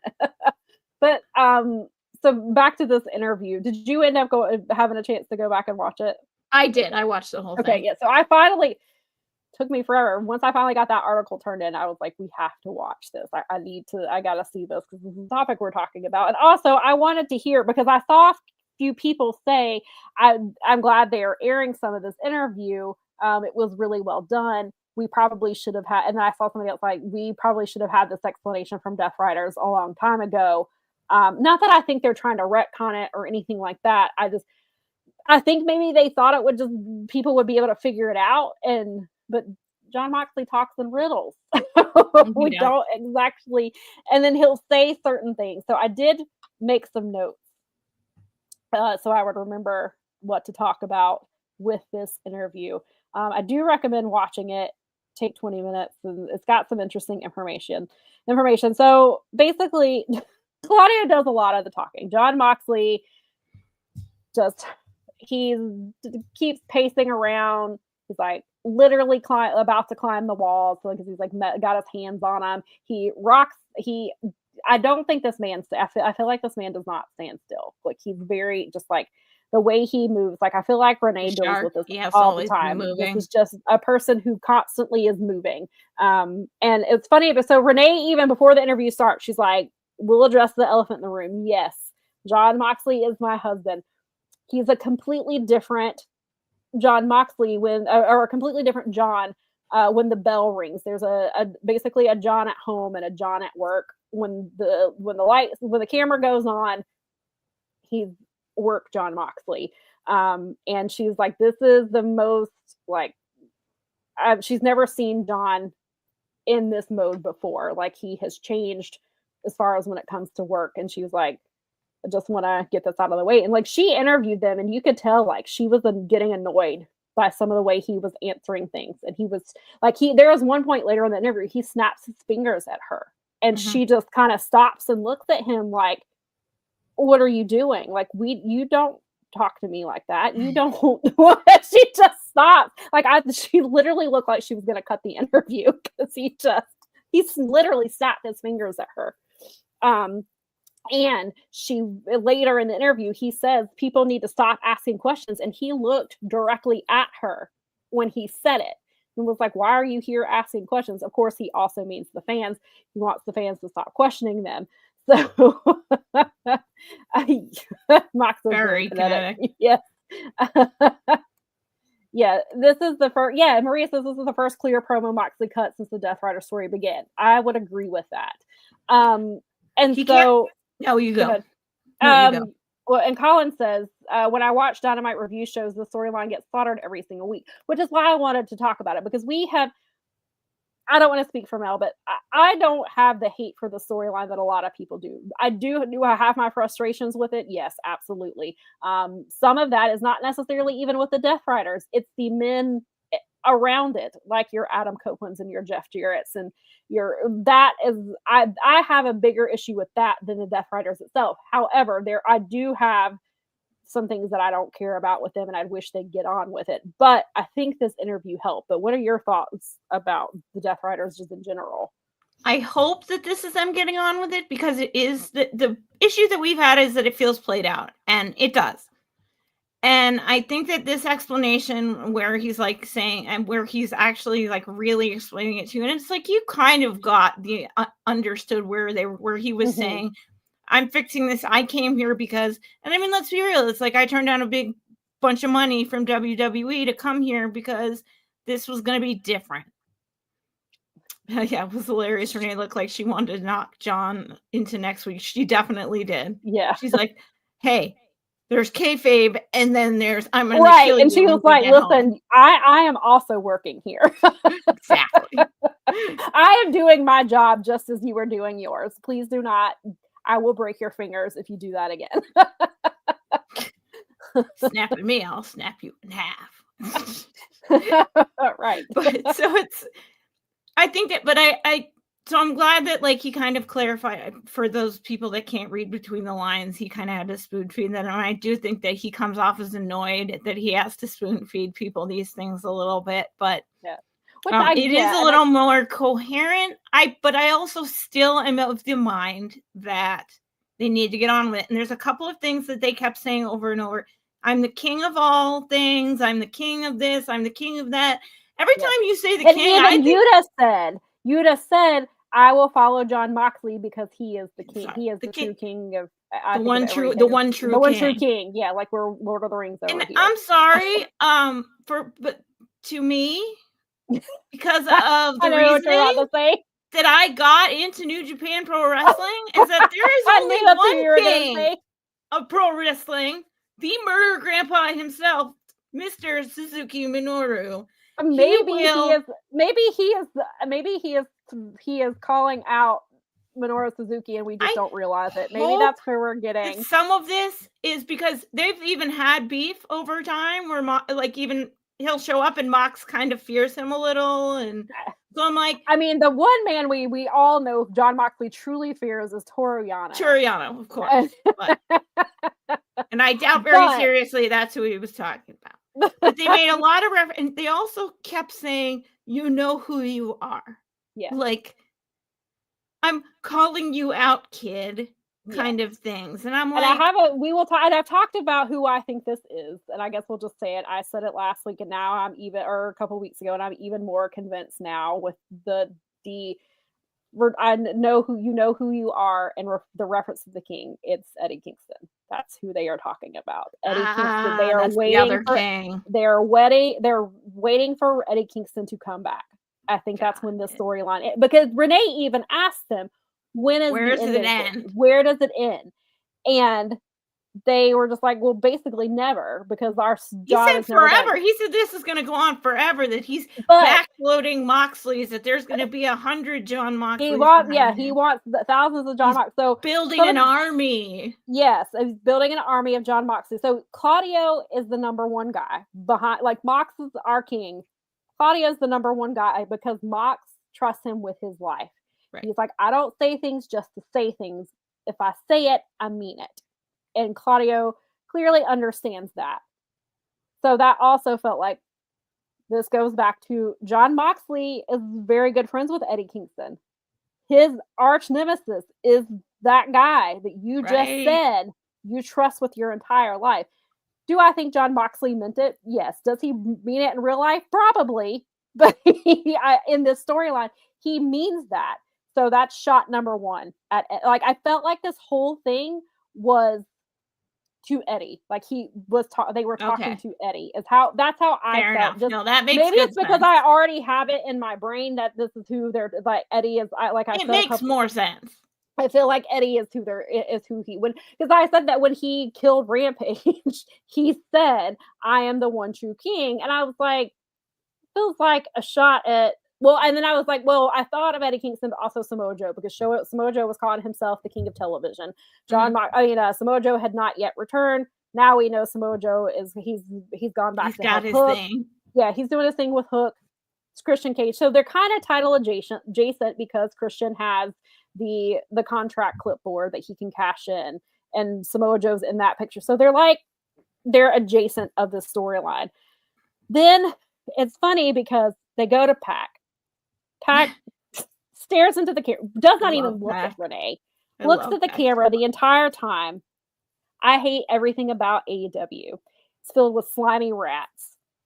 I hate the locker room. I hate the locker room, especially the manipulative ones. And I was like, those are very interesting terms that he is using. I believe Pac when he said, I feel like Pac was not completely kayfabe here. I felt like there was some realness to that. There was a little going into business for yourself on that one. There was a little bit. He definitely has some problems. Legitimately, it felt like Pac felt very. He's either that or he's like really good, because some of that felt really like he was not kidding. Right. And then Pac says, I want to obliterate AEW. His words. Go to Claudio a bit later. Claudio says, no, we do not want to kill it. But she doesn't say, Pac says.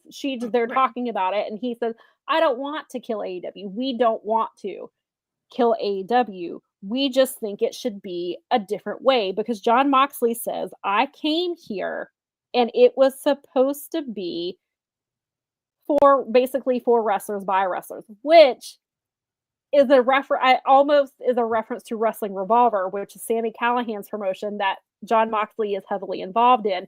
He does a lot of work with them. The slogan for Wrestling Revolver is for us by us. That is or wrestling for us by us. Yes, I know that's also the FUBU the FUBU logo, but it's basically wrestling for us, by us. So it's interesting that Jon Moxley has brought that ethos to the storyline, that this is, AEW was supposed to be our thing. It was supposed to be indie wrestling. It was supposed to be all of these things that is not what WWE is. Right. And not all these other forms of wrestling that have been around. This is and supposed not a to bunch be of old different. guys.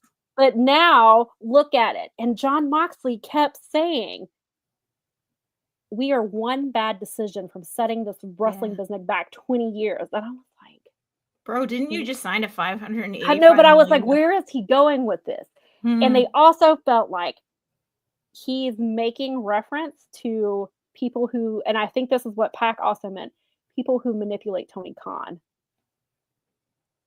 And that has changed how AEW runs. Obviously, we saw it with CM Punk, who is no longer here. But also, there have been rumors of other wrestlers who manipulate him because he is a nice person and he wants to give everybody attention and what they want, listen to their ideas and try to do these things. But then you also have people who used to work for WWE who are now in your company, telling you how your wrestling should be. You should be more like, this is what's successful over there, so this is what you should be doing. And he has a ton of people who there's not technically like a creative department as there is in WWE, but there are people who are creatively involved with storylines who worked for the rivalry, the opposition, and so it kind of felt like those were knocks at those people who have changed, because Tony had a specific direction he was going, even in bringing in Jon Moxley and bringing in Adam Cole and CM Punk and Ruby, so like bringing in all these people. And you and I have talked about this a lot, like what would AEW look like today had they not signed Bryan Danielson? Like, where were we going? Who would be our champions? What would have happened even? What if Kylie Rae had not left? Would she have been AEW's first women's champion? Like, there's all these decisions.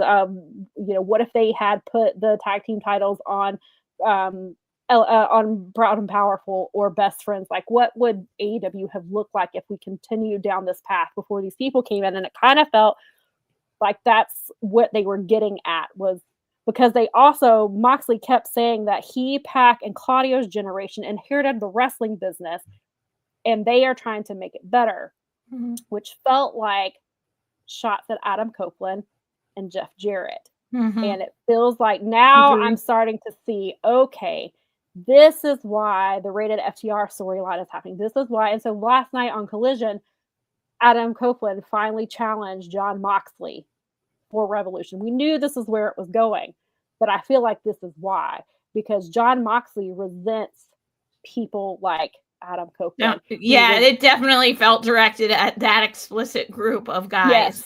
And that he feels at Jeff Jarrett, just as Jeff Jarrett now wants a title shot. I mean, Christian could almost, he may as well have said his name at a certain point where it was like, okay, and that was totally directed at Double J. Like, come on. And even Chris Jericho, you can make the argument for him because my God, he was taking shots at Chris Jericho hard, actually. And it felt like I don't blame him.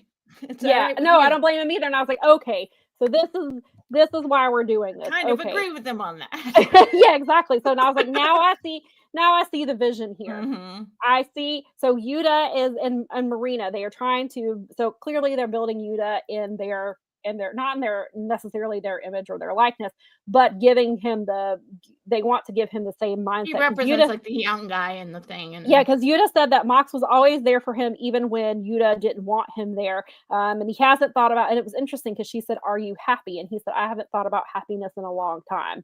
Which was a really interesting thing for Yuta to say. And he says that Death Riders gives him purpose and Mox is the one true king. So, and then Marina says she has one purpose. She said, when you become a mother, your one purpose is to be a mom. She said, that's how I am at work. My one purpose is to protect this title. It's, I protect him. I make sure John is safe. The title is safe. And then Jon Moxley says, why do you need to see the title? He even asked Renee, why do you need to see it? The title, look at me. I'm the title champion. It's right here. It's inside Claudio.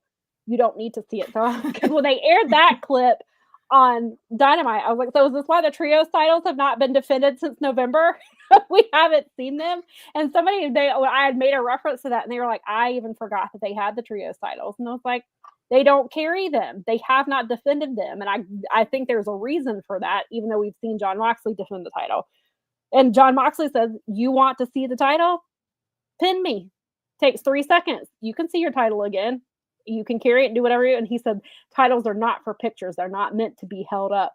And it made me laugh because I told Nikki, I said, Mercedes was like, no, you carry all 4 of them at all times and you wear them. What are you talking philosophies. About? So it was just really funny. But then Jon Moxley Jon Moxley's not on the internet. He doesn't. Yeah. He does not use Twitter. I think he has an Instagram, and every once in a while he'll post a picture to his story of a match that's on, but he doesn't really even do that. Like a few months ago, Renee said he threw his phone into a bonfire, and they had to go get him a new one. Like, this is how much, and it made me laugh because you can see it in his back pocket in this interview. And I was like, oh, because I was like, he's got his phone back, but he did. But he knows, probably because of his wife, that fans are not happy with the storyline. And he said, stop asking questions, enjoy what is happening. And Renee, and then that's, when they said, when will this end? And his whole thing. So Jon Moxley is aware of the fans not feeling the story. I hate that I felt like this should have been explained better prior to this interview, but I think the story is not ending anytime soon. So it at least helps give us a direction for where we're going. It does feel like, so it feels like obviously they're making Yuta and Marina, they have them in there as one of their Jon Moxleys. I am curious though, we've talked about it before, if Jack Perry joins them. I could see him being like, the Elite abandoned me. I have nothing. I lost my title. I got to wrestle in Japan and I haven't been booked. I haven't even appeared on AEW television since then. So I could see like a Jack Perry joining them and kind of doing some stuff. They did, because before there was like Yuta and Daniel Garcia, and then obviously Daniel Garcia went with Jericho, and the sports entertainment shit that they were doing and nearly ruined Daniel Garcia's character. And so I could see kind of that happening, but it does feel like he explained, all right, I'm talking about Chris Jericho. I'm talking about Adam Copeland. I'm talking about Jeff Jarrett. I'm even talking about Christian Cage, because he has a title shot that he can cash in at any time. I have these 4 old guys from the last generation who the 3 of us inherited this from, and we're trying to make wrestling better, but these old guys won't get out of the way, is what it feels like. But then Moxley and them almost become the old guys who won't get out of the way, because you're stopping Orange Cassidy. You're stopping Jay White, Darby Allin, and things like that. So it feels like finally I can kind of see the layers to the story that I did not have that perspective before this interview. So what do you? I think it fleshed it out a little bit better. I think it was worth it. I think that having to make the extra effort to go watch it is something that people just need to learn to deal with. There was a lot of complaining about like, they didn't do this on Dynamite. They did it on Collision. It's like, yeah, they did it on Collision to get people to watch Collision, because people need to watch Collision. So yeah, you need to make important, like we talked about last week, you have to put important things on Collision, because now we're trying to make it so that you actually watch Collision. Right. Oh no. Right, because I mean, like we heard from Tony Storm yet again.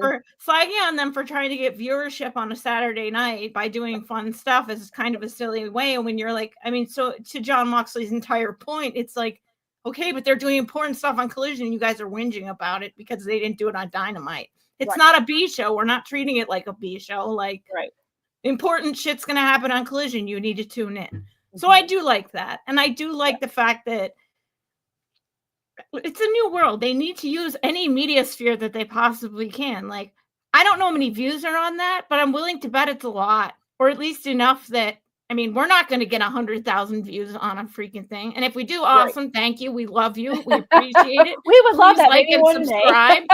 But I mean, but for serious, like, how many thousands of people like have watched that? I'm not looked at it, but I'm sure it's thousands of people. So it's not as if like, it's and not I get like the point. Go ahead. Way to get. YouTube is a real vehicle, guys. It's so they need to. Well, that's the thing. WWE relies, and I get it. They're the alternative. They should do the same things. Yes, in 2025, you should utilize. You have to utilize other mediums. But that's you can you should not debut Motor City Machine Guns on Twitter. No, WWE like that. But also, you can utilize social media to do certain things. And if you're already using Twitter to build feuds, then why wouldn't they use YouTube? And they use John Moxley's wife to be a vehicle to tell this story. Even quite if a bit. I mean, through the entire thing, because she's had like real reacts the entire time. Right. So. Yeah, no, I thought it's like up close with AEW. It's worth watching. It's 20 minutes. I mean, it's an easy like lunch watch, I think, was that kind of thing. Yes. If you used to watch BTE, if you used to watch BTE on Mondays at noon, you can watch this stuff. You're right. There you go. Just let me tell you that sometimes this AEW channel is hard to navigate because there's so much content. And yeah, it's true. I had to search what I did is just type in close up with Renee. That's what I did because I couldn't find it. Up, it's right there, and it's close up, not up close, because I keep flipping it, and it still found it. It knew what I was talking about. Me too. I did the same thing. I kept kept flipping it. It's close up. Close up. That's it. Close up with Renee Paquette. But I did the same thing. I searched it because I could not find it on their actual channel page. They don't make it easy. Isn't Eddie guaranteed to be out to the end of the year? He is currently working to get back as soon as possible. I want him to do it as safely as possible. I don't want him to rush back and get re-injured, but he has apparently, word is going around that he is trying his best to get back as soon as he can. He has, and I've seen it. I follow Eddie on Instagram, and he posts in his in between his music videos that he shares and his Nick scores that he posts. He has been posting. He's been down working with Cesar Bononi, who is a personal trainer and works with a lot of the AEW talent. He's been working really hard with him, and there's been videos of his progress. And I think that Cesar even posted on his YouTube. I think he made a video about Eddie being down there and training, and so there's clips of it that he's posted his social media. And this man he looks like he is working his ass off. I hope he's not gonna I don't want him to I miss Eddie. I want him back on my TV yesterday, but I don't want him coming back too soon and re-injuring himself and then having to start the process over. So I only want him to come back when he's ready. But it sounds like, and I hope, and I know there was a conversation is we don't want them to hold the title until Darby comes back. I don't think Darby is it. I think Darby will try to take the title. I think it, and I'm even more convinced now that it's Eddie Kingston. That regardless of if Eddie comes back in the summertime, if he comes back at the end of the year, I hope it's not. Don't really want the story to go on that long, but I feel like Eddie is the one. It's not. That's why Kenny Omega is not in this title picture. This is not about. It has nothing to do with Kenny. That's why they have Kenny and Will doing stuff with Don Callis, because Don Callis turned on him. He turned his back. That was his family that he's referencing. So I feel like that they're keeping him away. I think eventually, yes, Kenny will probably be champion. So will Will Ospreay. But I think they're purposely keeping them away because I think it's Eddie. Eddie is the one. Everything, if you listen to it, the way, that's just how I took it. I feel like, and because Claudio is Mox's number one guy, and and Moxley and Kingston are close. They used to show those little clips of them, and everybody loved it and thought they were like the odd couple TV show. And I feel like I feel like Moxley purposely chose Claudio to get under Eddie's skin. And I feel like eventually this is where he's going. So in the meantime, we're going through. And so first up is Adam Copeland. This match, it's not official, but he challenged him. Then last night, the way that the main event ended, it sure came off as official.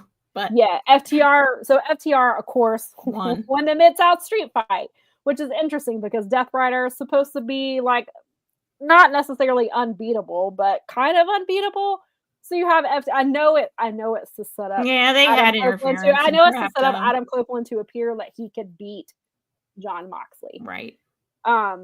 But he came out there, he got involved because it was a beatdown, obviously. So FTR wins. They win by putting Wheeler Yuta through commentary, and then they pin him. The match ends, and the whole time they're having this like aftermath stuff, Yuta is laid out. Like Marina had to literally go get him and like help him walk out of the arena. But they're having this beat down. They use all kinds of weapons. Like there's a metal hook, and I could not write this in my live coverage.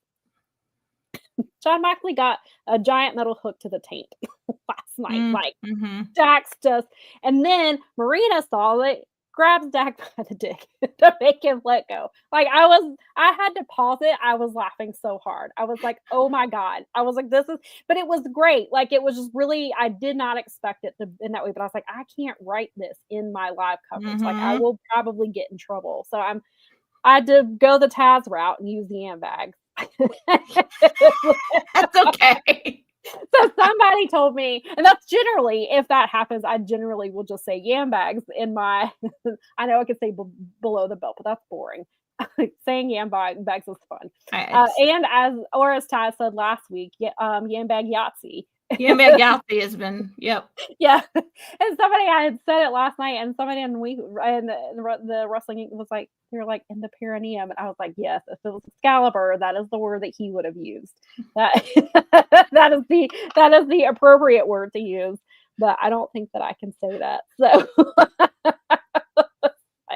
So that match was actually a lot of fun. But yes, it feels so. I'm sure this match will be official by Wednesday. I'm sure. If not before then. I haven't even watched. There might have been a post-match interview that I missed after the show last night, and Jon Moxley might have been like, okay. And so it feels so. I guess he'll get through Adam Copeland, but Jeff Jarrett was screwed out of a title shot. So I feel like that'll boomerang back around. They'll come back. I don't think it's going to be a pay-per-view that they'll do it at. It'll probably be a Dynamite thing, but because he got screwed out of a shot because of Claudio and Wheeler, I think it was. I think they'll come back around to that. Still don't think Christian's going to cash in anytime soon. So then we get through these two old dudes. MJF is in the title picture again. Like he wants the title. So maybe after we get through these two old dudes, maybe we'll go to MJF for a little bit and figure out how we get to, and then we'll see how long it takes Eddie Kingston to get there. Tremaine says, thank you for really explaining Death Rider's story. Now it really makes sense. Now I actually agree with them. Yeah, I'm glad that it's worth the watch. It is. I'm glad. It's actually a pretty good watch. It's fun. Yeah, I great. wasn't really planning to go and watch it because I'm just behind on her stuff. But then I saw people were saying it should. I wish they would show it. This would be. This makes a lot of sense, and people aren't. So that's when I went back. This is now Lady B. I will come back to that comment, but yeah, that's Jermaine says, what about Swerve and Hangman? They need to be in the title picture too. Yes, and Jay White, he came in last night and he helped rated FTR. Looks like we're getting babyface Jay White. The Guns are on their way back. Juice is out for a long time, so it feels like. I wonder if they did say Guns up. I can't tell if they're going to separate them. Possibly. They may. I don't know if they're going to separate the Gun Club. Or maybe who knows. But Jay was kind of the baby face last night. He was working with the baby faces. But perhaps it's a means to an end to get to Jon Moxley. So yeah, they do. And so then there is Swerve and Hangman. Like you do need them.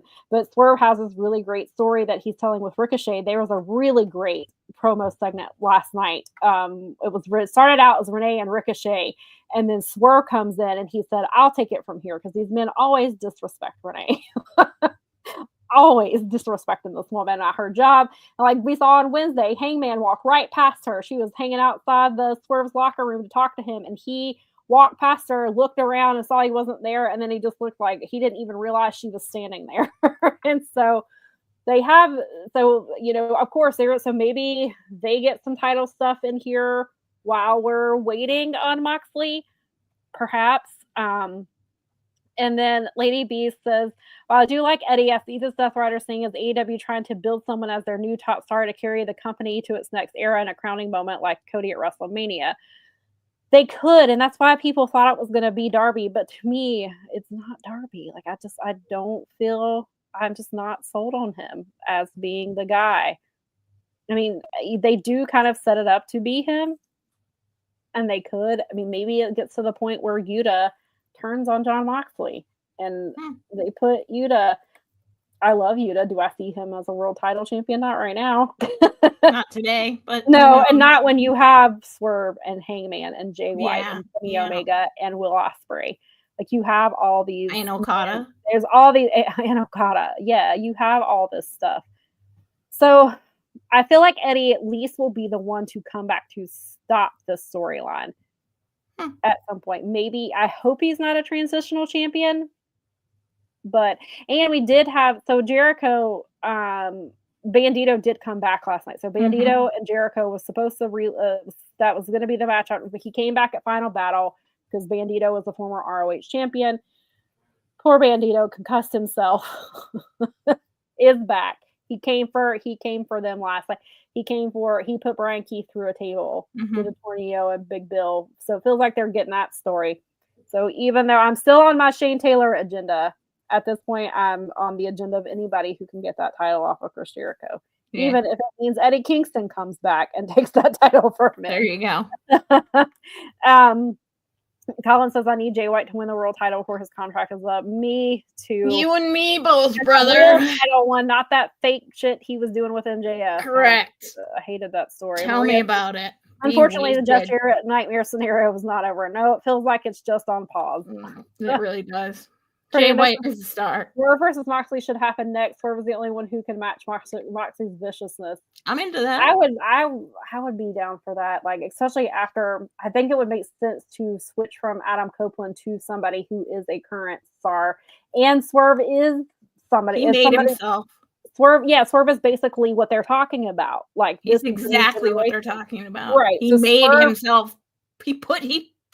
He got everyone behind him. He made that. He helped make that story. They did an amazing job. Like, yeah, and the Swerve and Ricochet, like this, I think that this match will be it for now. I do feel like this is a storyline they'll go back to, but I feel like so they could easily Swerve and Ricochet is Wednesday on Dynamite, so they could certainly pivot, not just have once Jon Moxley defeats Adam Copeland, I could see them putting Swerve in that spot, or perhaps even Hangman, because Hangman and Mox obviously they're both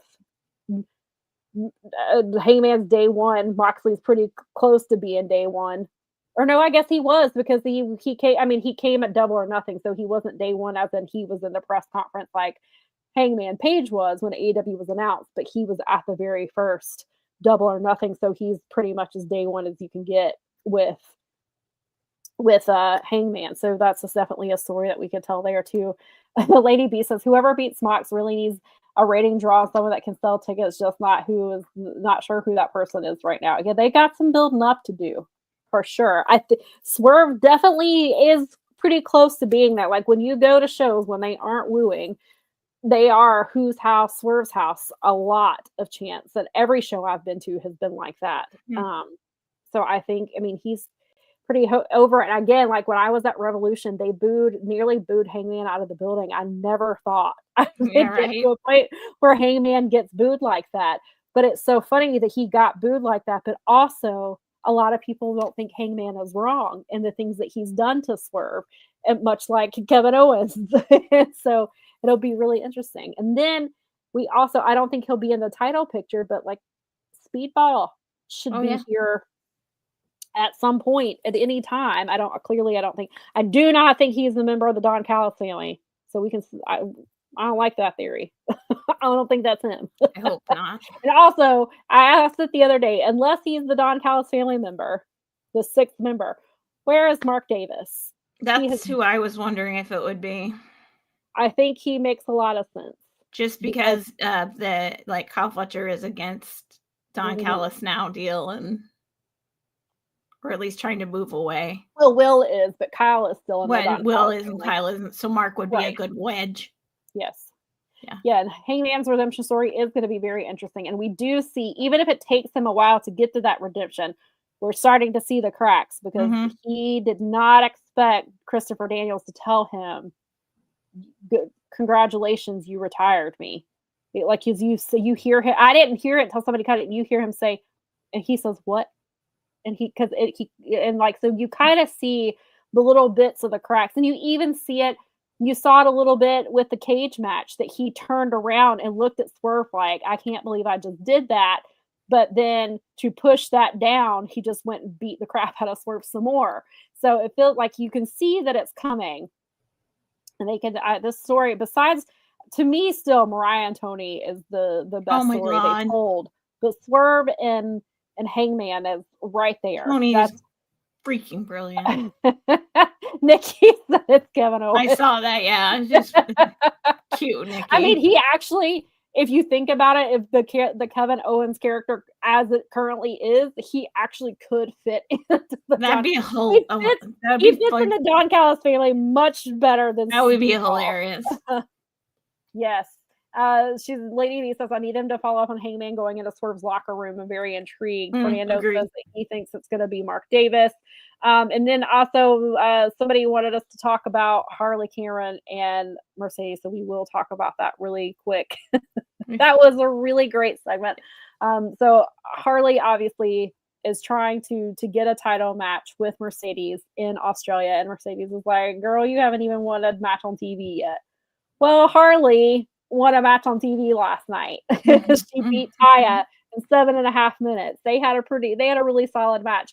Deanna's watching from the back because Deanna's like, Taya can easily beat this woman. I don't even need to be out there to interfere. And then she's throwing her chair around because Harley did in fact beat Taya.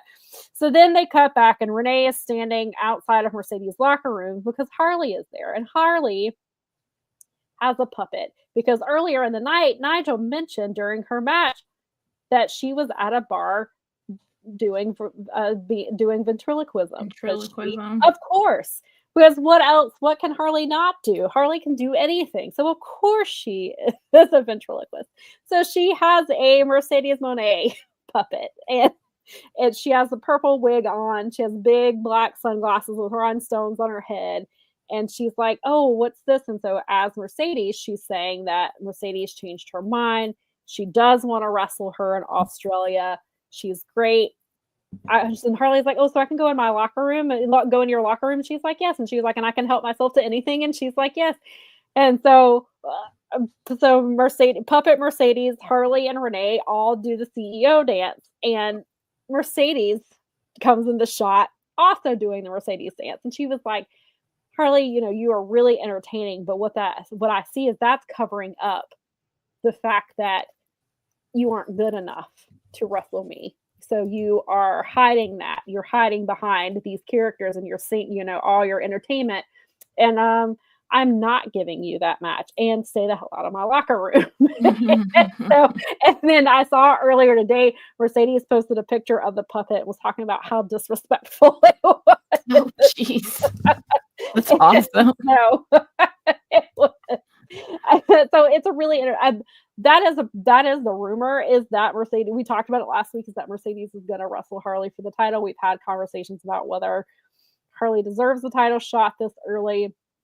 Regardless, I'll say it again, like I said last week, I feel like Mercedes is behind a lot of it. Mercedes, she picked Yuka. I know she did because she likes, like Nikki said, she likes wrestling the Joshi women. She likes proving herself against them. I also joke that I think it was a retirement gift for Sumi Sakai to let her win that match and then to give her, and they got the main event spot on top of that. So I would not be surprised if Mercedes was like, hey, Tony, I want to wrestle Yuka.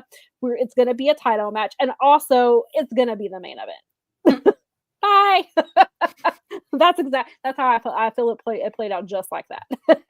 So I feel like if Harley gets this spot and gets this match, it's because Mercedes, because like I said last week, Mercedes has been training with Harley. That's how the Harley Graham character came about. They were doing lucha stuff, and she was vouching for her, and she was helping her with some of that. So I feel like Mercedes, if this match happens, it's because Mercedes has asked for it to happen. And Mercedes is your highest paid woman, and you're going to do what she says. Maria a little bit. Mercedes and Harley is a rock and sock connection 2.0. A little bit, yeah. Yeah, that's a very accurate comparison. That's a good comparison. That's fun. That was a good time back then. Yes. Jermaine says, well, we're getting a triple three-way match with Shane Taylor and the Infantry versus Undisputed and the TNT champion and his crew. I am really excited about this. Me too, because the Infantry. I'm not excited about having to cover it because it's going to be a pain in my ass to cover it. But I'm very excited. But you'll enjoy the match. More Shane Taylor promotion, please. That triple threat last night. If you only watch one match from last night, I highly recommend Daniel Garcia versus Kyle O'Reilly versus Lee Moriarty for the TNT Championship, especially if you're into submission technical style wrestling. Those are three of the best. And I like when Kyle gets to do those things because, yes, Kyle's very funny and he was like dancing down to the ring last night. But when Kyle is in those, like, that's where Kyle is at his best in the ring in those type of matches.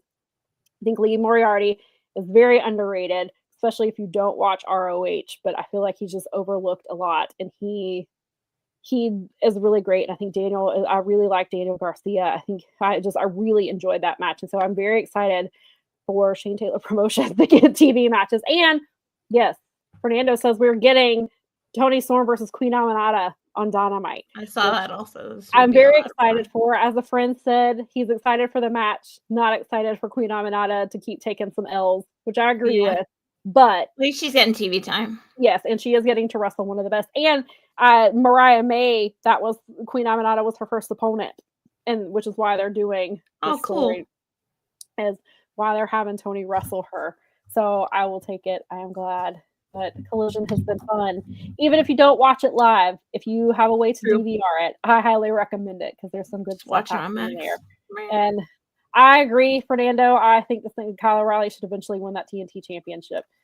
Yes. Probably a good idea. He would be a great person to carry it for a while. Yes, he's very good at that. And he's like, I mean, even he got to wrestle Shibata and have like a phenomenal match. Like, Kyle has always been my favorite. Like, I loved him in ROH. As far as Undisputed, Kyle was always my favorite. I feel like he's highly underrated with a lot of the stuff. He gets overshadowed by Adam Cole. Tough to wrestle in this era. Yeah, it is. So, but yes, I'm glad that he got that spot last night. It was a really good match. So if you were watching Royal Rumble last night, SummerSlam came from. If you watched Royal Rumble last night, if you're able to go back and watch Collision, I highly recommend it. And I think we have finally made it. We made it! Going nearly 3.5 hours on episode 150 is. I shouldn't have said anything at the beginning. That's my fault. It's on brand for us. Totally. I did it without the microphone. It worked. The microphone. I think you sound great. Maybe you are free from your burden, but maybe let's not get excited. Cautiously optimistic as always. Yes, that's what we love to say. Just like with everything. Yes, we made it all the way through 150 without any more technical difficulties. Got a couple bots out of here, or trolls out of here, to be expected. Thank you, Fernando. Awesome stream as usual. We appreciate that. We appreciate all of you in the chat, all hanging out. We love talking to you guys. It's really great. And, I think the show goes long because, again, if people are asking us questions, we're obviously going to try and field your questions because that's what we're here for. We really appreciate it. Sometimes we have to spend a lot of time on not fun topics, so we try to make up for that with other fun topics. And I think this is a much better way to, like we said, we want to end on a high note. We want to send you off to your week, your wrestling week, and your regular life week as happily as we can. Yes, definitely. And thank you for, thank you, Maria. So thank you for another wonderful afternoon, ladies. And again, even if you are not in the chat, we appreciate you just as much. And if you're watching, thank you for watching back. If you have been here for all 150 episodes. We truly appreciate it. If this is your You're a first rock star. episode or you pop in here and there, it's genuinely always appreciated. And all you new guys that are checking out all the different wrestlings, keep going. Just try them all. Try all the wrestlings on. There are so many. There's plenty of wrestlings. We're about to get to more than Mania season, where you will see. Oh, you'll get all kinds of wrestlings. For you guys that are new, that I know we have some people that are kind of like newish to the thing. The wrestling weekend for the culture shows are amazeballs. Everything around it. Bloodsport, Deadlock Pro. Ashe's gonna be there this year. So excited for them. It's always great, and it's always fun to try and keep track of how much wrestling Sam watches in a weekend. Yes, and then we will be having our 3rd anniversary show coming up in a few weeks, and then it'll be time for the Revolution pre-show, which is what started it all for us. That was our very first show, was reviewing Revolution, and and so Revolution holds a special place in our hearts, and so. We've got some good stuff coming up, and we're going to try to get some more interviews scheduled. Hopefully when Darius has some time in his schedule, we're going to try to get him back. I think we're going to try to get why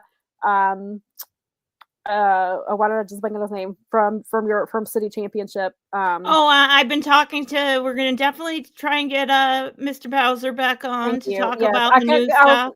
Yeah, especially that would be great to talk to him with because of the ID. They have a wrestler that was ID, and I have tried. And now with the ball starting, that could be where we could see said Freedom Ramsey. Definitely. That's why I was wondering about. I was going to reach out to Paul because he talked to me about. Of course, we wanted. That's a big deal that they're even working with them. So so we are trying to get some more cool guests lined up for you guys too. Cool. And thank you. Thank you very much. Yeah, it would be. Yeah, Fernando would be fantastic. So yes, we're working on good stuff for you and try to make sense of things like the Death Riders and and help you with that too. Unravel these enigmas wrapped in puzzles, wrapped in. Yeah. And then we'll see if our theory. See, that's why I got to keep watching. We got to see if our theory is right. Is it Eddie Kingston? Is it Darby Allin? Is it Jay White? It's tricky because Sam tends to be right a lot. Like there's so many times in the last few years where I've been like, holy crap, Sam called it. Or I'm like in the Discord like, Sam called it. Yes, there have been times when Mel will tweet. She'll be like, Sam called this. We talked about it on. See, that's another reason we like to. I'm representing you. I got your back all over. Because I can call back to so we can be like, well, Sam said this way back in episode 136. So anytime, USVA guy, you know. Yes, thank you. Please do. Just hit us up. We're around. Yes, all right, come back, guys. Eddie, please. Yes, please. Thank you. And new people, old people, anyone on the replays, anyone that's watching, we really appreciate you guys. All right, let's get the F out of here. I'm going to end on an F bomb too. I'll just say F bomb and then we can end the show. Okay, works for me. F bomb.